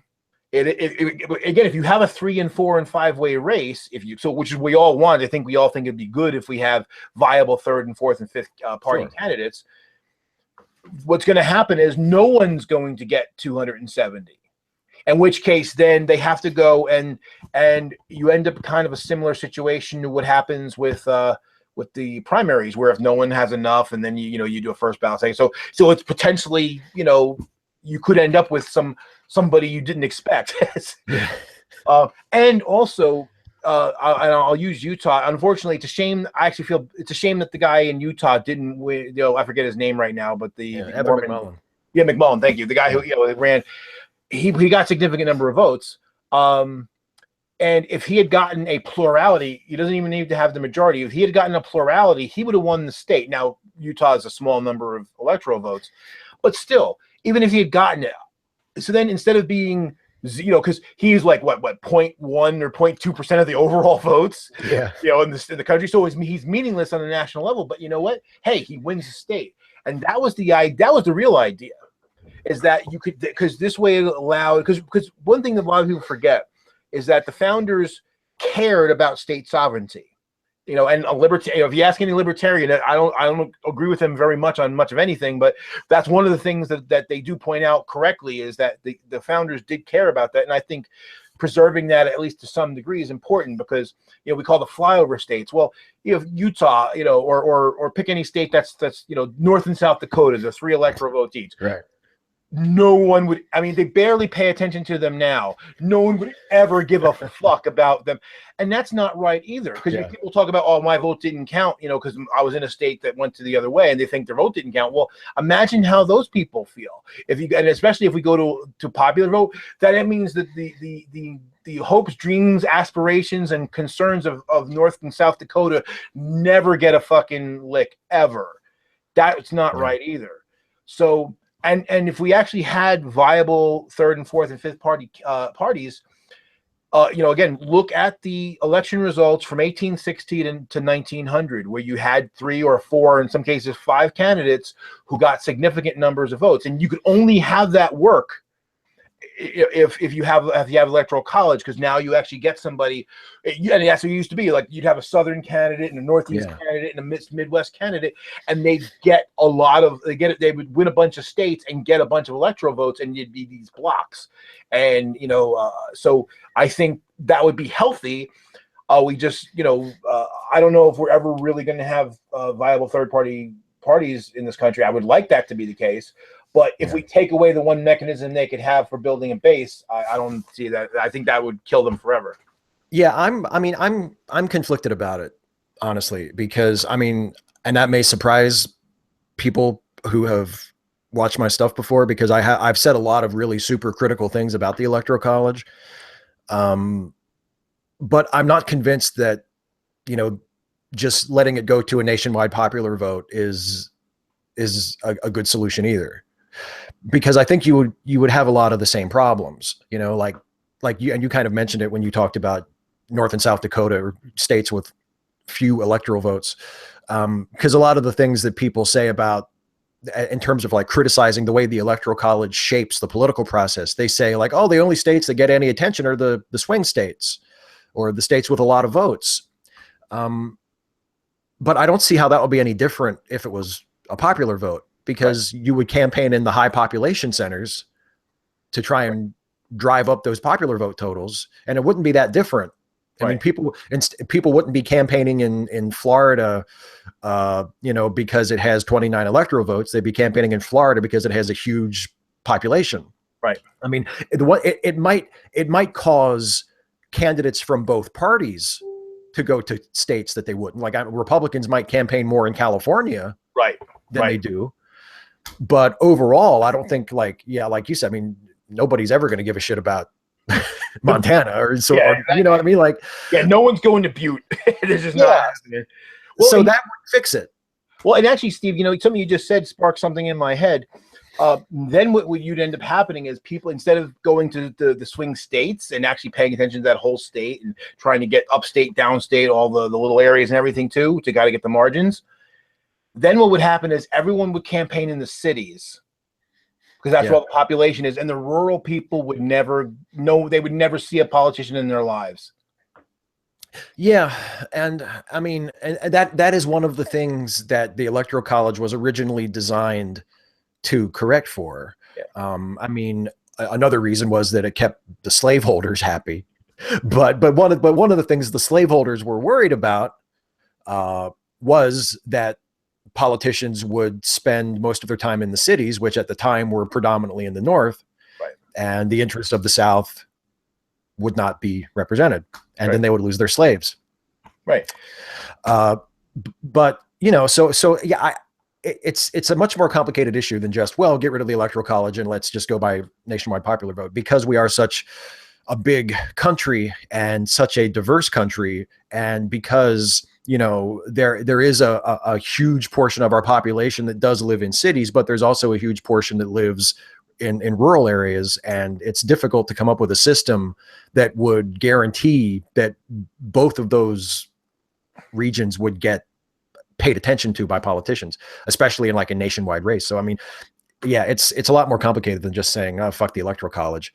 What I do think we should do is take the fact that Clinton won the popular vote and use that as motivation to change all of the things underneath the Electoral College that need to be changed. Because, you know, like you were saying about gerrymandering, if progressive candidates took control of state legislatures, and if gerrymandering was done away with, and districts were drawn by independent commissions instead of by the political parties themselves, and all of those things were changed, then the Electoral College would be way less of a problem. You know, because if it did come into a thing like you were talking about, where let's say there were 3 or 4 viable candidates and nobody won a majority of the electoral votes, and it went to the House of Representatives, and we had all those other changes already in place, then the House wouldn't be the result of gerrymandering. It would be the result of a fair vote of the many different states. And then so then you would say, okay, well, that would still be a representative election. You know, if nowadays, like now, if the House voted, now if the Trump-Clinton election had gone to the House and the Republicans just all voted for the Republican guy, that wouldn't be a fair election, because a lot of those representatives are there in gerrymandered seats. And, you know, it's really hard to look at that as a representative democratic body. But if you fix state legislatures, you fix gerrymandering, and you can say, okay, you know, these people are here because they won, you know, fair, equitable elections in their districts, then whether you like the result or not, at least you can say, well, the people have spoken. You know, I think one thing, thinking about it while you were talking, you know, you kind of triggered in my head some, you always get me going, Steve. You always make Thank you. I'm glad to be of service. Is that for as far as a reform for the Electoral College, there's 2 states that actually already do this, is Maine and Nebraska, where what they do is they have, because for anyone who doesn't know, you have the number of electoral votes you get is proportional to the number of House seats you have plus your 2 Senate seats. Yeah. So basically, the way they do it is each district. So basically, whoever wins the district gets that electoral vote. And then whoever wins the most votes in the state overall gets the 2 Senate seats. And I'm like, that's actually a pretty fair system. So then, because then actually, Republicans would actually go campaign in California because, hey, it's not a winner take all. They can get some of those. Democrats would, go to Texas because, hey, I can get, a third of the votes, or 40% of the electoral votes in Texas, and that would actually probably be very representative. And then you'd be way less it wouldn't be impossible for the person with the most popular votes to lose, but it would be less likely. Yeah. But it is dependent on what you said, though, that we have, in order for that to work, we have to be able to do away with the gerrymandering system. Because if we do that and make that representative, because otherwise it's just really the same thing. But yeah, I think you're right. You're right. If you do the reform underneath it, then reforming the Electoral College itself, and then it still allows people who are 3rd and 4th party candidates to take electoral votes in multiple states even. And then I think if 3rd and 4th party candidates start winning electoral votes, then people will take them more seriously, be more likely to vote for them, and then we could get a nice, healthy, plural system the way we really need. Yeah, and then hopefully that would also encourage the parties themselves to shape up, because I mean, like I was talking on election night when I was on Skeptics and Believers, and one of the things I said was, I think it would be great if there was like a legitimate, viable leftist third party, which I don't think the Green Party is. No. It's a kook party, just like the Libertarian Party. We have that, like we have minor parties in the United States, but they're all kook parties. Yeah. And if maybe there was more of a window for them to make some inroads and win elections, they wouldn't be kook parties. Like they would get their shit together, and then more people could take them seriously, and they wouldn't feel like, oh, I'll vote Libertarian because who gives a shit anyway. Like you would actually be voting for someone who might actually win and be able to represent your interests. But yeah, okay. So I wanted to talk about the safety pin thing before we wrapped up, because this to me speaks to part of like what we're going to do from here on out, right? Because there are a lot of people. Can I stop you for 1 second, Steve, before you go? One last thing I'd like to say on that part is that, and again, the other thing too that the alternate parties need to do to make themselves more viable. And the reason why they are kook parties and people who run are vanity candidates. I don't care, if you love Jill Steiner, she's a vanity candidate. So is Gary Johnson. So is the Constitution Party, and all of them. Yeah, at least Vermin Supreme, he knows what he is. He's I'm gonna, and the rent's too damn high party and all that. Yeah. But if they would, the thing that a lot of people, and again, this is a functional thing that people seem to miss, is that if you just say, weird, in an alternate dimension, and hey, all the, instead of the other 22.5% of the millennials came out to just, for parity, just all the millennials went out and voted for Jill Stein. That's 69.2 million. They actually could have elected her. Yeah. She gets in the presidency. Wow, amazing. Her agenda is going nowhere because she has no popular support in the House or the Senate. Yep. And that's a fact. It's sad, but that's the way it is. She might get a few things here and there, but again, with a divided government, there's going to be limits. Maybe the Democrats will support her on some things. Unlikely she's going to get any support out of the Republicans. Mm-hmm. So where does her agenda go? She's not going to accomplish anything. So it's vanity. So, but the thing is, I would take any of them more seriously if they actually started building on the ground. If they started, if I started seeing Green Party people running for my local elections, there wasn't a single Green Party on my. I think Jill Stein was on the national. That was it. There was no other Green Party people on any of the ballots. They weren't in the primaries at all. And, here's the other thing too. I thought was kind of ironic. because a lot of people who went Jill Stein because they just felt, oh, the Democrats were too closed and it's so horrible and it's rigged and all this kind of crap. The Green Party primary is closed. You have to be a member of the Green Party to vote in the Green primary. There's like 2 states that was different. I don't remember which ones. Yeah. But 48 of the 50 states, you had to be a member of the Green Party. So here you are, like, oh, it's so unfair, and you're in a party voting for a party that has even worse rules than the Democrats. So yeah, so come on, Green Party and Bull Moose. I want to bring back the Bull Moose Party. Yeah, I really do, because they're actually a real progressive party. So let's get some local people. Hey, even in this, somebody in the state assembly, give me the options. Get out there, and I'll vote for you if you're there. But if all you ever do is trot out some loser, to me, Jill Stein is leftist Ben Carson. Yeah, yeah. It sounds harsh, but yeah. I mean, if that's all you're going to do every 4 years, then you're just a joke. Well, the other thing about that, I'll pick up on that point too. If third parties start to run local and state level candidates and win, then that gives them a bench. Yes.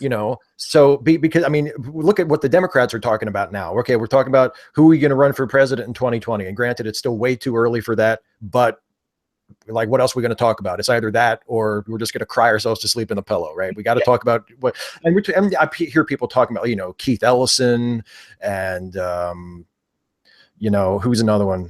Cory Booker, is another one who's sort of floated as a possibility. Elizabeth Warren, and they're all elected officials, and they all have a record and a history, and they've been building up, a head of steam in politics for the last several years. They're not just nobodies who are going to rise up in 4 years and say, yeah, fuck, I'll run for the Democrats. And that's basically what the Green Party and the Libertarians do. I mean, Gary Johnson is a former elected official, but a lot of the Libertarian people they're basically just like business people or just local people who are like, I'll run.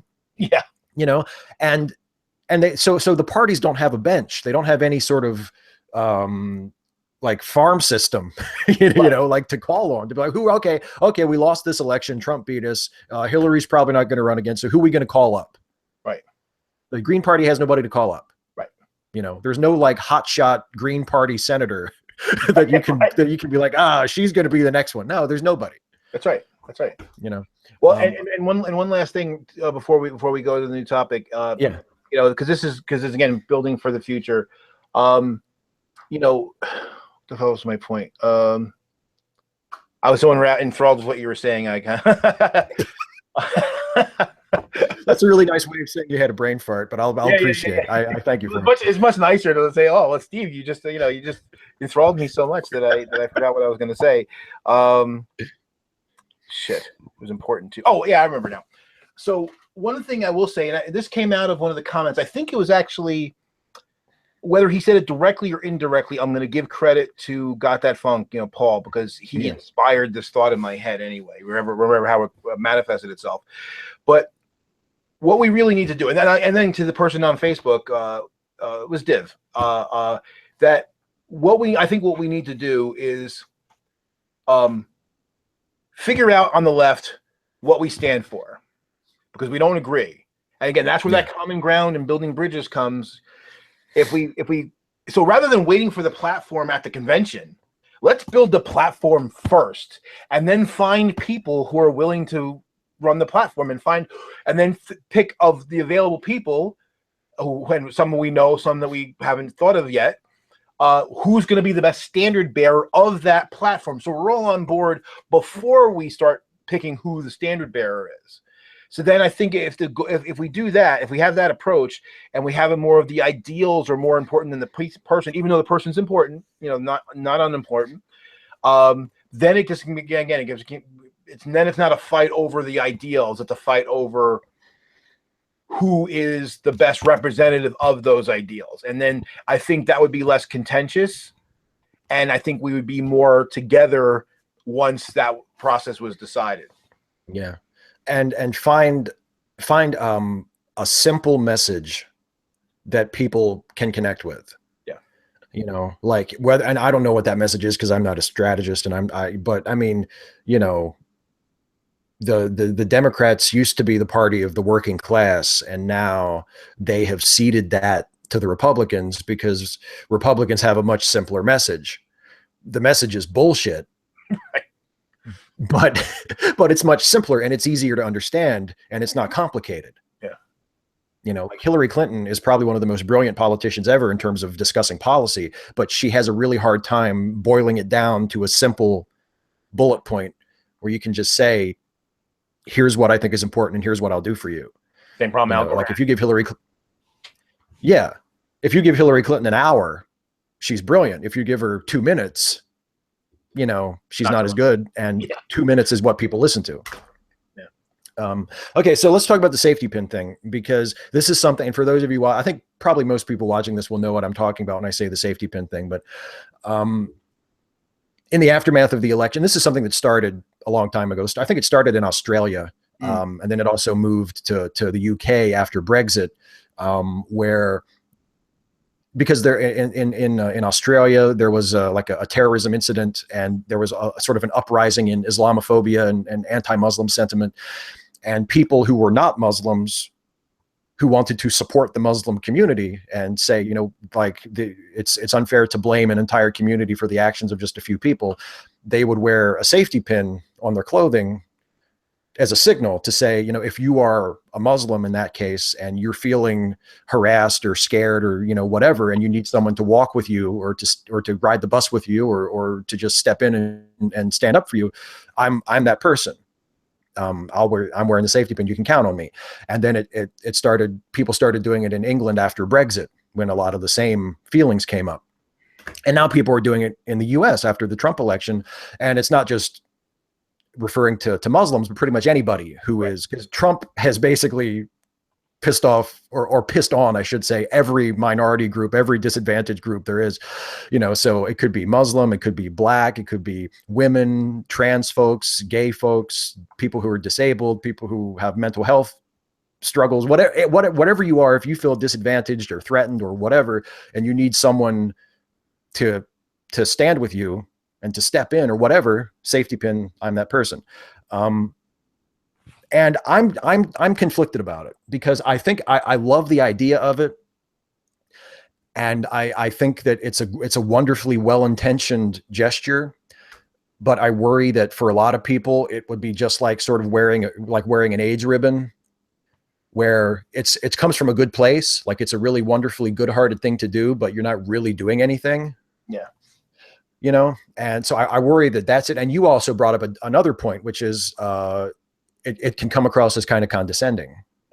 So why don't you go ahead and take off with your thoughts on the safety? And I'm sure you saw part of the argument I had with some people on and it's funny. And what I did was, you know, I mentioned without talking about the fight at all, I mentioned the action of wearing the ribbon. I mentioned it to my wife, because she's, you know, you haven't met her yet, but she's a white lady. She's older than, you know, she's a bit older than either of us. And so she's an old school second wave feminist. You know, she's liberal. You know, hot and cold running liberal. I mean, you know, all you guys are pikers. All you millennials weren't even your parents weren't even born. You know, when she was out there, you know, fighting for stuff. So you know, all go away. But you know, and the first thing out of her mouth was, "Oh, that's condescending." And that's how I felt, because, and this is one thing, and again, I was really feeling angry about the result, and what, you know, as we saw in the election results, white liberals were basically the biggest group that didn't show up compared to past elections.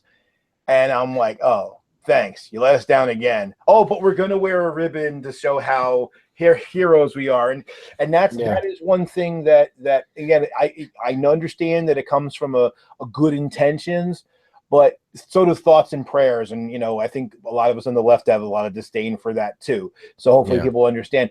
If you want to help people, I think that's great. If you really want to do something, then just do that. But putting on the thing for a lot, and not for everybody, but I think for a lot of people, it's, you know, patting themselves in the back. Oh, I'm an ally, I'm a hero. No, you're not. Do something, say something, intercede, or be there. But but other than that, I think it ends up being a lot of self-aggrandizement, and I just find it. I saw that, and I was just, oh boy, white people putting on a badge, as if like, you know, dark people are all looking. Oh, I'm you know, anxious. Where's the nearest white person I can huddle with? You know, protect me. Yeah. And here's the thing, you know, and like you know, there's there's, you know, we talked about the different types of bigotry. Yeah.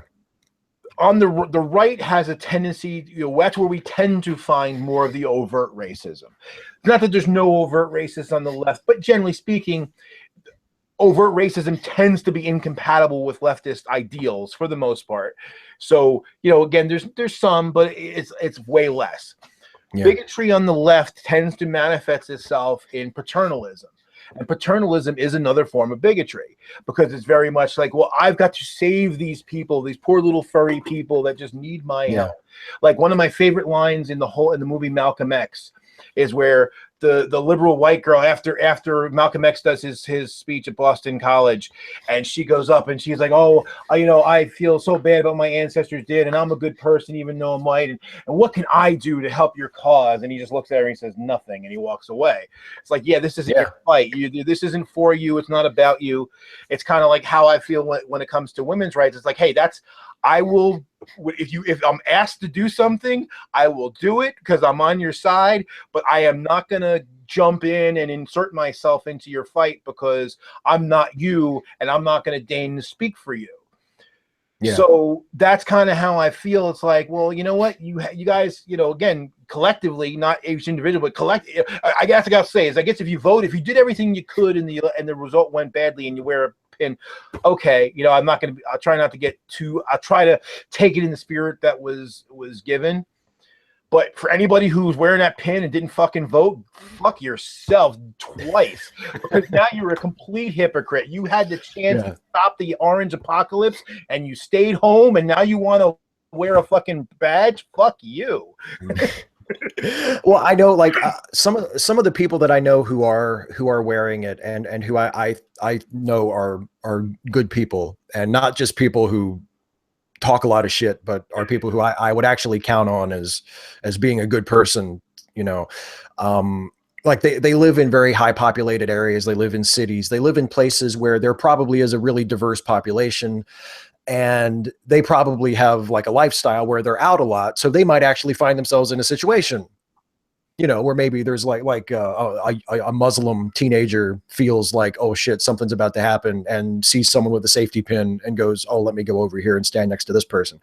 But, you know, I was trying to think, like, because I was trying to decide if I wanted to wear one or not. And I thought, and this was before you and I talked about it. This was before you commented on my Facebook posts. I was just trying to decide, like, is this something that would be practical for me to do? I live in a really rural area that isn't terribly diverse, unfortunately. It's mostly white people, mostly politically conservative. I don't get out that much. You know what I mean? Like, I go to the grocery store, I go to visit like friends or relatives, but other than that, I'm pretty much just here. So I'm not going to have any real opportunity to live out what the pin is supposed to signify. I could wear it in videos, but hopefully people who watch my videos would be able to tell that I'm that kind of person anyway. So there really doesn't seem to be a point to it. And if I am ever out somewhere and I see the opportunity to intercede or to stand up for somebody or to make some sort of a positive difference, hopefully I'll just do it. And, you know, I won't need to have a pin on. So for me, it wound up being, it would have been an affectation. And I've got enough of those. I've got this thing, I've got a pen, like I have enough affectations, you know. And I do take kind of easily, you know, to this. That's something I have to watch, because I do tend to be like, man, that was great, you know, when I do something. And I need to be watchful of that and pull myself in. And I could totally tell, like, if I were wearing the safety pin, and I'd be like, yeah, see, huh? I'm one of the good ones, you know. And that's not good. Like, that's not a good way to be. So I ended up deciding that I'm not going to do it. The only reason I could see to do it would be to wear it like to Thanksgiving to piss off my conservative relatives. Because they'd be like, why are you wearing a safety pin? And I could be like, well, let me tell you, you know, that might be fun. But other than that, hey, I can't hear you.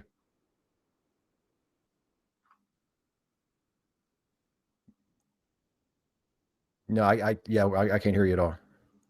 No.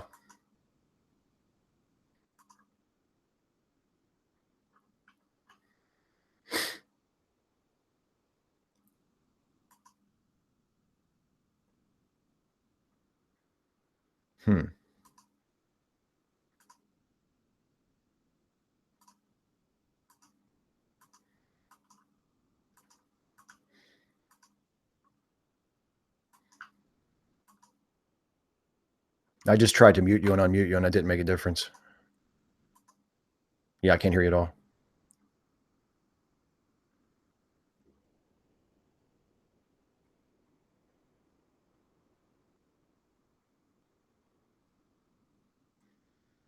That's weird. Yeah, I can't. I'm not hearing anything. Yeah.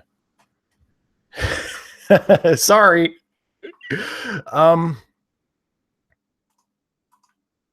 Do you want to try leaving and coming back real quick? Yeah, we'll try that. We'll have Joe go out and come back in. This is fun, isn't it? So interesting.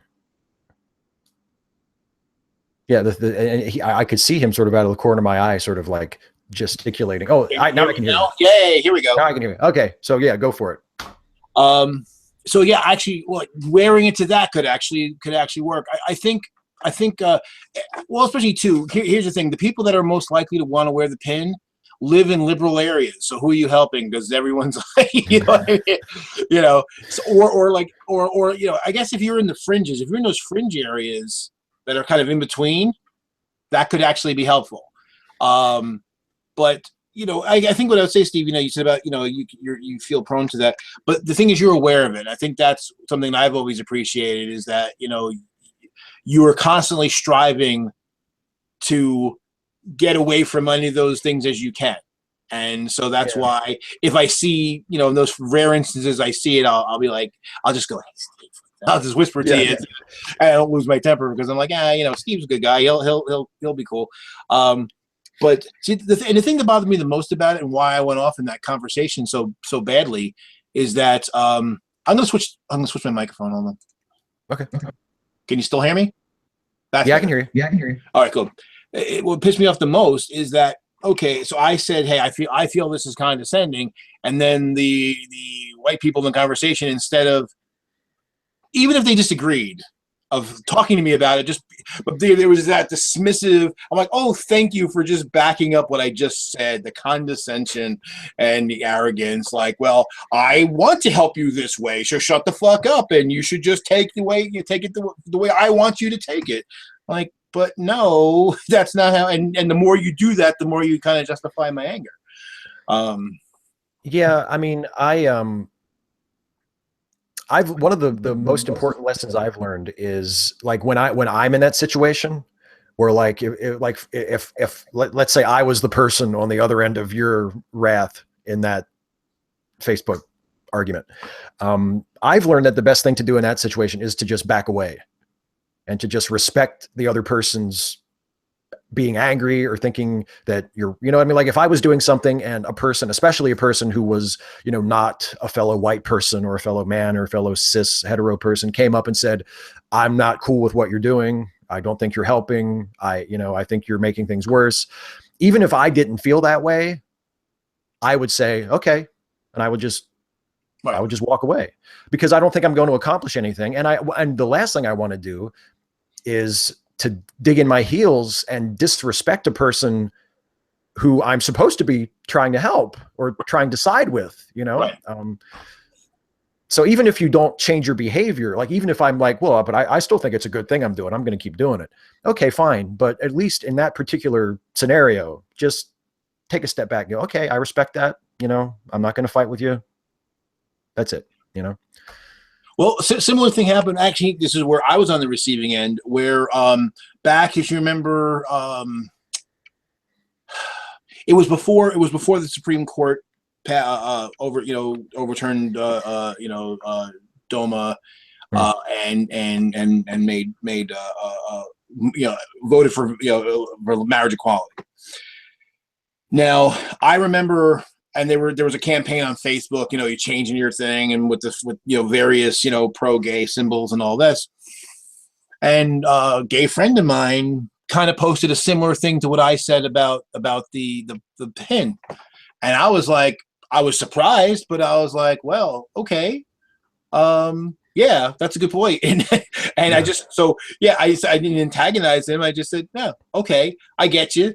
And I stopped doing it because it's like, yeah, okay, I'm because really, and again, I had every good intention to show, hey, I'm pro-gay, but it eventually ends up making it all about me and not about the people I'm supposed to be helping. And so then, okay, let me ask those the people that I'm trying to help what they think would be the best way for me to do that, whatever that happens to be, and I'll listen. And maybe I can't do that. Maybe I'm not able to do or willing to do whatever it is, but at least I'll have solicited their input as opposed to telling them, oh, you should do this.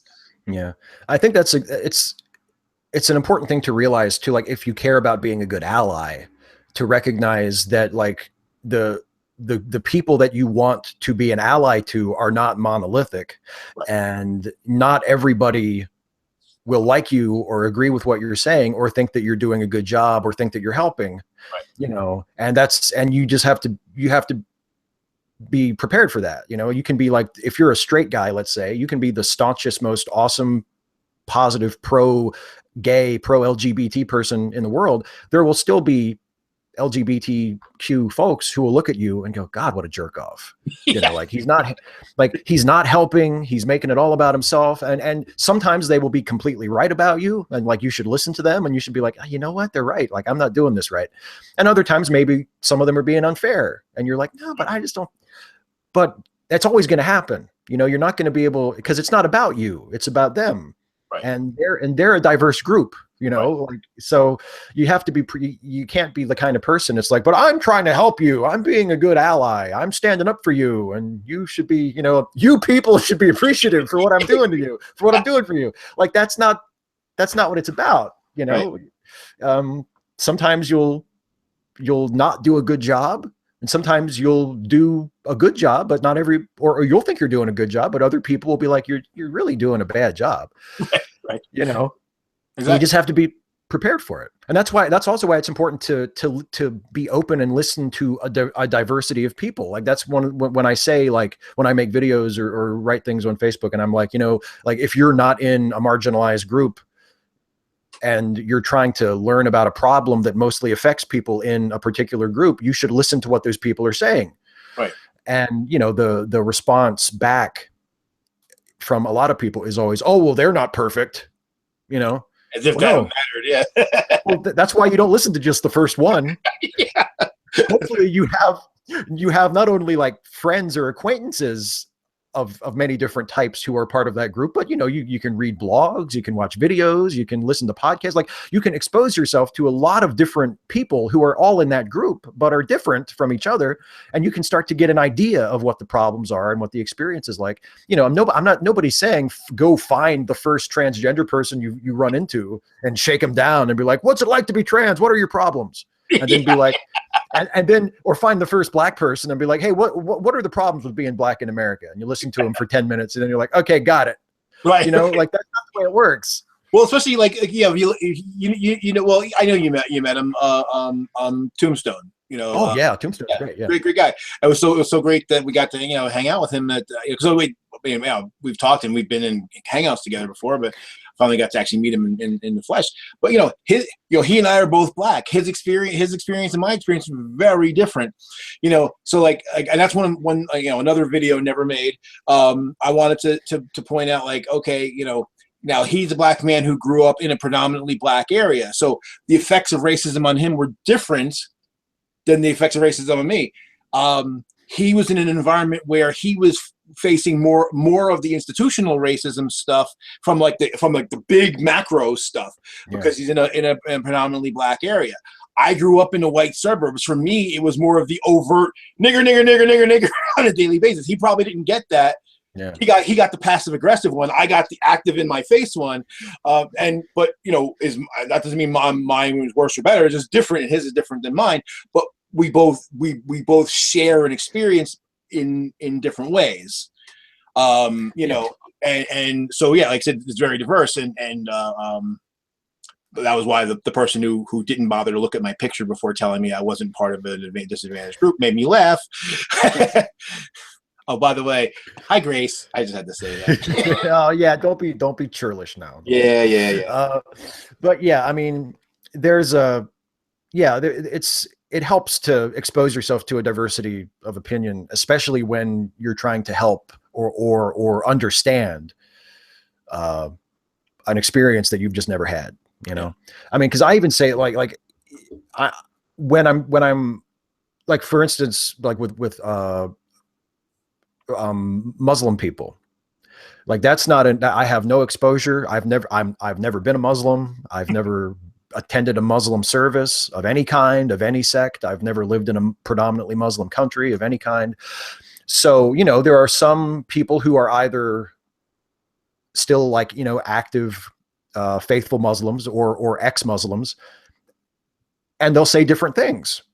And sometimes they'll say things that to my, you know, sensitive, liberal, progressive, secular humanist ears, sound really, really harsh. Like harsh enough that if a white person said that, I'd be like, what an asshole. Right. You know, or more likely, hi, Sam Harris. That's probably what it would be. You know, but coming out of a person who actually comes from that background, you know, even if I might not agree with what they're saying, or I might think, I don't know, that's a little harsh, I respect the fact that they came by that view honestly. Right. And they're talking about something that they know a lot more about than I do. So even if what they're saying doesn't really sound right to me, or even if there are other voices from that community that I sort of connect with more naturally, I don't just write them off and say, oh God, you know, right. Like I would, like if a white person said it, because I'm like, well, he doesn't have any idea what the fuck he's talking about. Yeah. You know, at least he or she over there knows, you know, at least they grew up somewhere where these problems occurred, you know? So that's important too, you know, to not even if you disagree with someone from that different background, to take that into account, you know, to be like, well, I respect that they feel that way for you know, a natural, fair reason. So I don't know. Well, that's why I always get, you know, anytime, and it's why, one, I kind of eschew labels, and two, whenever I see some of the, and there's another reason why I've kind of divorced myself from the fight in the, you know, on the internet in certain quarters. But I'll give a good one that you know, it's a fight that you're involved in on a regular basis, so you know a bit about it, is when I see anti-feminists attacking feminists, and instead of attacking, you know, elements, or, you know, it's one thing if you want to attack ideas that you think certain feminists represent, and you think, oh, that's misguided or wrong or whatever, but the thing is that when they kind of attack feminists as a block, like, oh, you're all the same, and I'm like, you've never hung around with a group of 10 feminists because there's so much, there is diversity of thought. So there's, you know, I mean, you know, one of my favorites is like, you know, can men be feminists? You know, again, taking any opinion of any men out of the equation. There's women that insist that if a man is not a feminist, he's anti-feminist, and there's women that are like, there's no way in hell the best man on the planet's not a feminist, and they're both feminists. So, you know, it's this idea that they're all a block. Or like one guy, you know, Chris Mowdy? Oh yeah.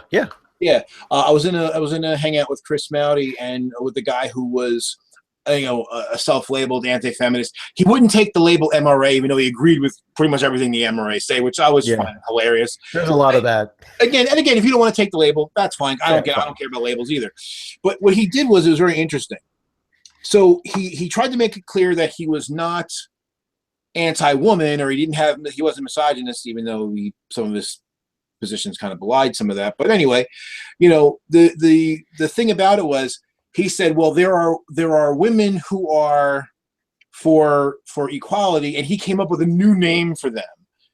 Maybe so basically, so what he did was he took all the feminists that he found objectionable, and those were actually feminists, and all the feminists who weren't objectionable to him, they weren't feminists, they were some new name. But I said, but dude, I'll bet you if you actually ask those women, a lot of them identify as feminists. And he's like, well, they're not really. Like, no, you don't get to decide for them what they It's not are. up to you. You know, that's not how it works.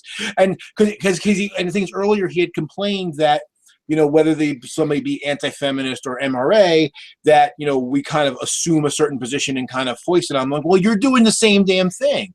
So you can't complain that people are doing it to you and then turn around and do the exact same thing that you think is happening to you.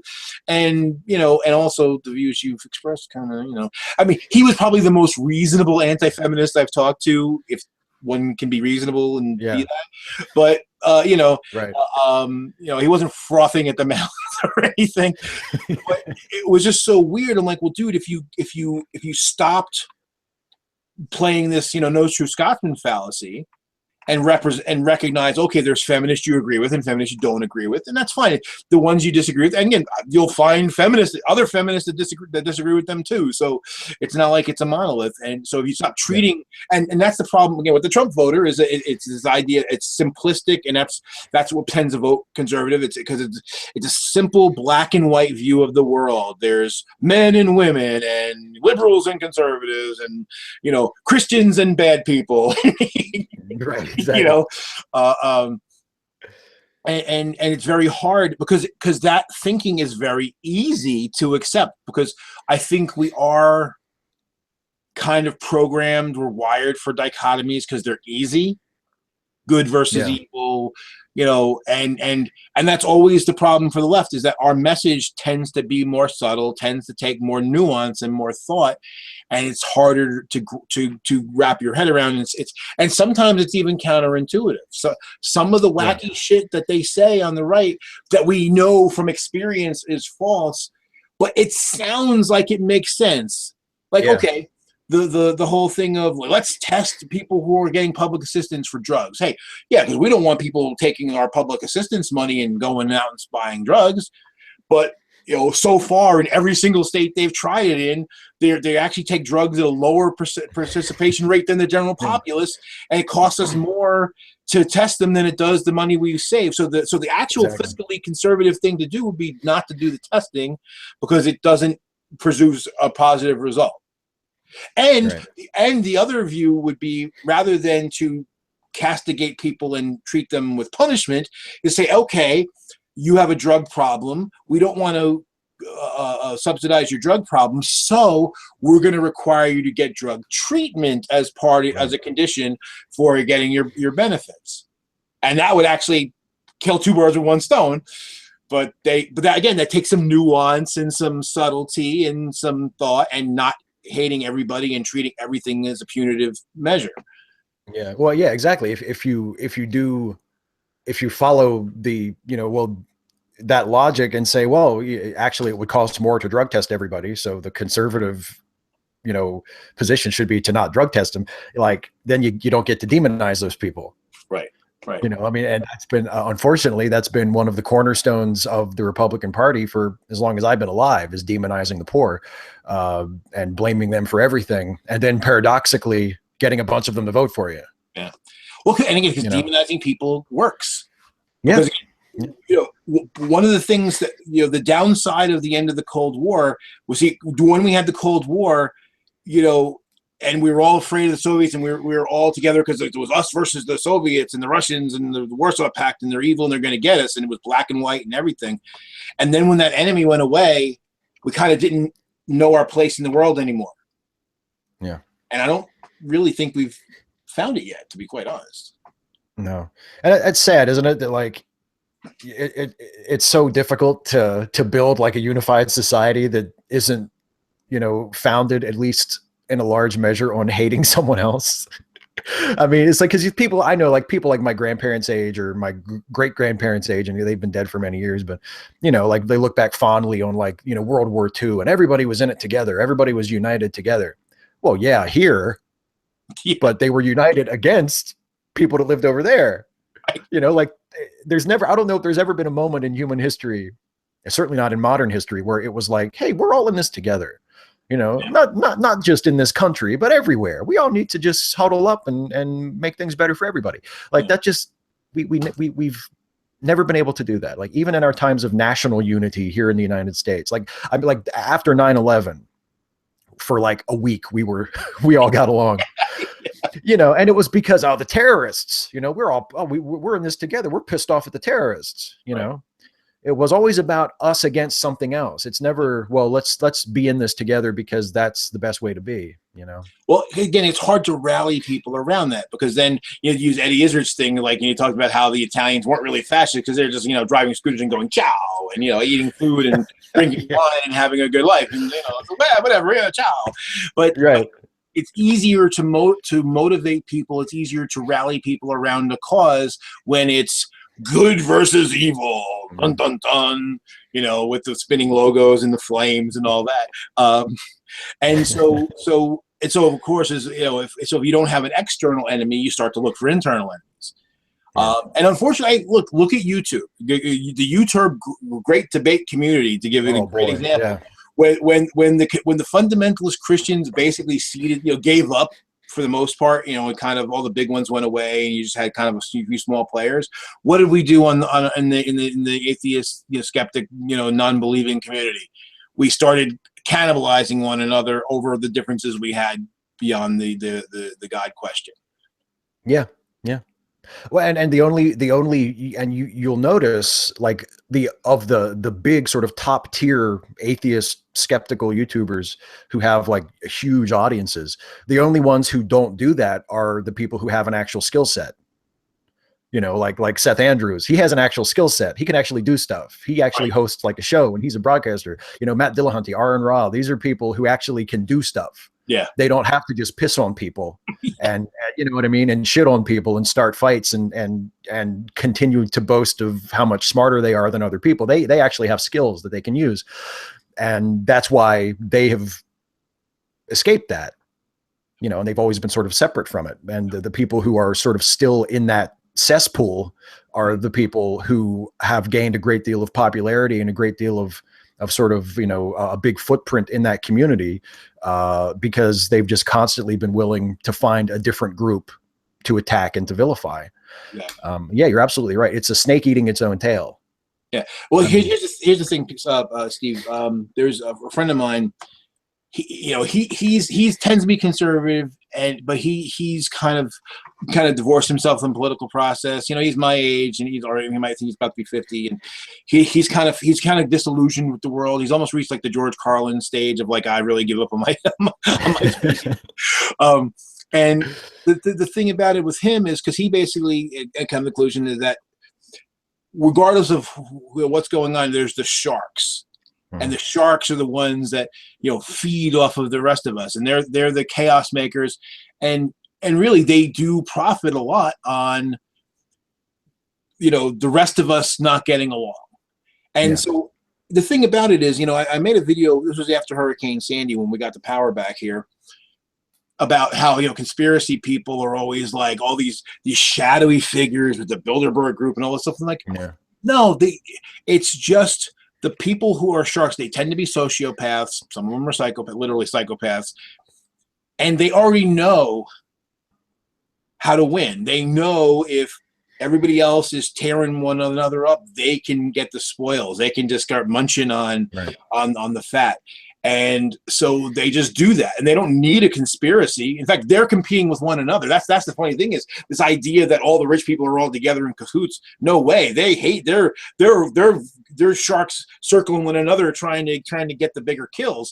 That's the real competition that's going on. But the rest is how they manipulate the rest of us. Into, you know, and again, it's not a collusive effort because one thing I realized when Sandy, because you said that was another time too, at least here, you know, in the North, you know, I don't know how the storm hit you guys out in Western Maryland, but we didn't really get it. But here on the East Coast, you know, we hit hard, especially New Jersey. I mean, like 2/3 of the state was without power and all this, and parts of Long Island were out without power for like 6 months. I mean, it was crazy. So, but I realized like all of a sudden, just like after 9/11, where everyone was like in that daze, like, hey, this doesn't feel very good. Let's all huddle together and be on one side. Well, that's what it was like here. And like, I don't really talk to my neighbors. You know, I grew up in an apartment complex, and my grandfather was a super, so we tended to not to. Because the problem is they'd be nice to you, and then if they were mad at the complex, then they would take it out on you. So we tended to, you know, I learned to just leave my neighbors alone. Only leave me alone, I leave them alone. But then when we were all struggling, all of a sudden we all came out of the woodwork and we were helping one another, which was kind of nice. And I realized that, you know, if you don't need all these other, if they really wanted to, if there was such thing as the Bilderberg Group and the Illuminati and all these crazy things, all they would have to do is shut off the power. Yeah. And we'd be on our knees because we can't function. And people are like, oh my God, my phone doesn't work, and there's no cable, and what do I do? We were a wreck. Yeah. And people are like, how do I get food? And you know. It's probably one of the truest Twilight Zone episodes they ever made. That episode, the monsters are doing Maple Street, where it turned out the aliens were just like turning everybody's lights off and on, and you know, making it look like one family had power and the others didn't, and like they turned on them, they turned on each other. Immediately. You know, and that's the Trump campaign. Yeah, that's it, and it worked. Well, and what gets me the most about that, or even on, again, obviously, a lot of people on the right bought his bullshit about, he was an outsider, which is like, he's the poster boy for the 1%. I mean, he's like, you know, he's everything he's the worst of all of them, and somehow they bought it. But even some people on the left were like, oh, well, he's an outsider. No, he very well fucking isn't. And this idea that, well, you know, at least maybe he'll stir things up, and it's like, what made you think that he would do that? Yeah. And the last thing is like the establishment. My favorite, the establishment, the boogeyman, the establishment. Like we're gonna go to the building marked establishment, you know, or like in Living Color, you know, when Homie the Clown actually goes to see the man, and he like it was an actual person or something. You know, which is why I tend to blanch at. There's patriarchal vestiges in our society. That's why I don't like to see when people say the patriarchy. Like we can just find where that building is and bomb it. You know, patriarchy USA, and kill it, and it's all done. Exactly. It's a lot more sort of informal than that. Yeah, I agree. Yeah, just like the racism we talked about earlier, it's ingrained. Yeah, and that's what makes it so that's same thing with patriarchy as with race. That's what makes it so difficult to change, because it's not organized. Like it's part of everyday life. It's just so pervasive, you know, and we all contribute to it whether we want to or not. And even those of us like me, you know, and I'm doubly guilty if we're talking about patriarchy and racism, because I'm a man and I'm white, you know. So even if I try to stand against it, I'm always going to benefit from it as long as it's there. You know, whether I like it or not. But yeah, well, let's draw our evening to a close here. We've been going for 2 hours, and I've had a good time, but I'm sure we both have other shit to do. So I just want to say thanks for joining me. And do you have any final words before we say goodnight? Only this, you know, obviously you gave me an opportunity to vent my spleen and liver and kidneys and duodenum and even my bile sac, which is good. But I think now they got to vent, and I think I'm done venting.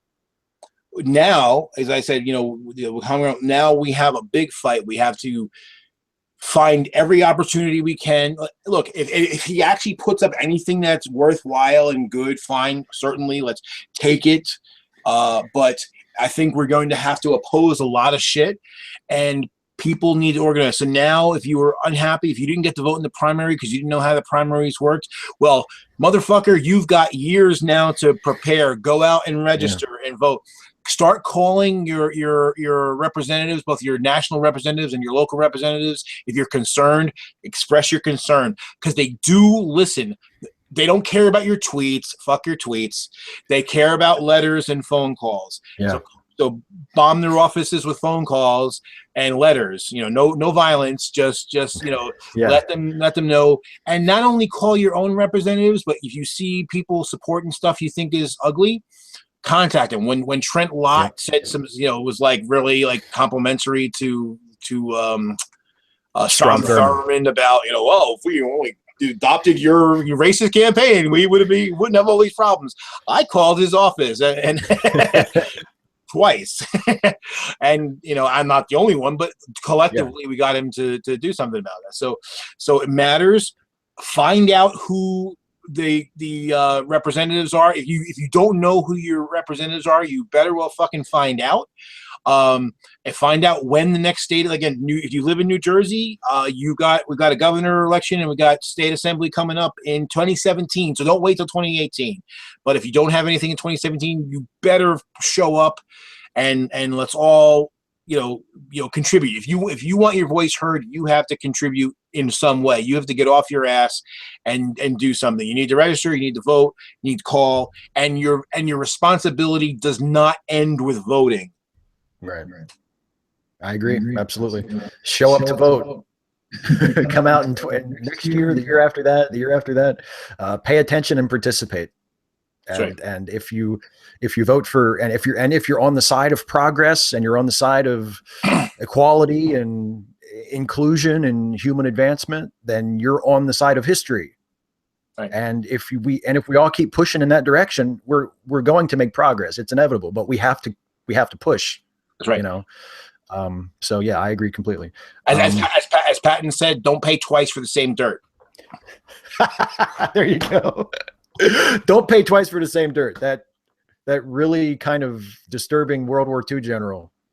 Or you got the Ferengi. You can say the third rule of acquisition: never pay more for an acquisition than you have to. Now you're speaking my language. I'm like, Patton, I don't know about that. What about the Ferengi? Oh, I gotcha.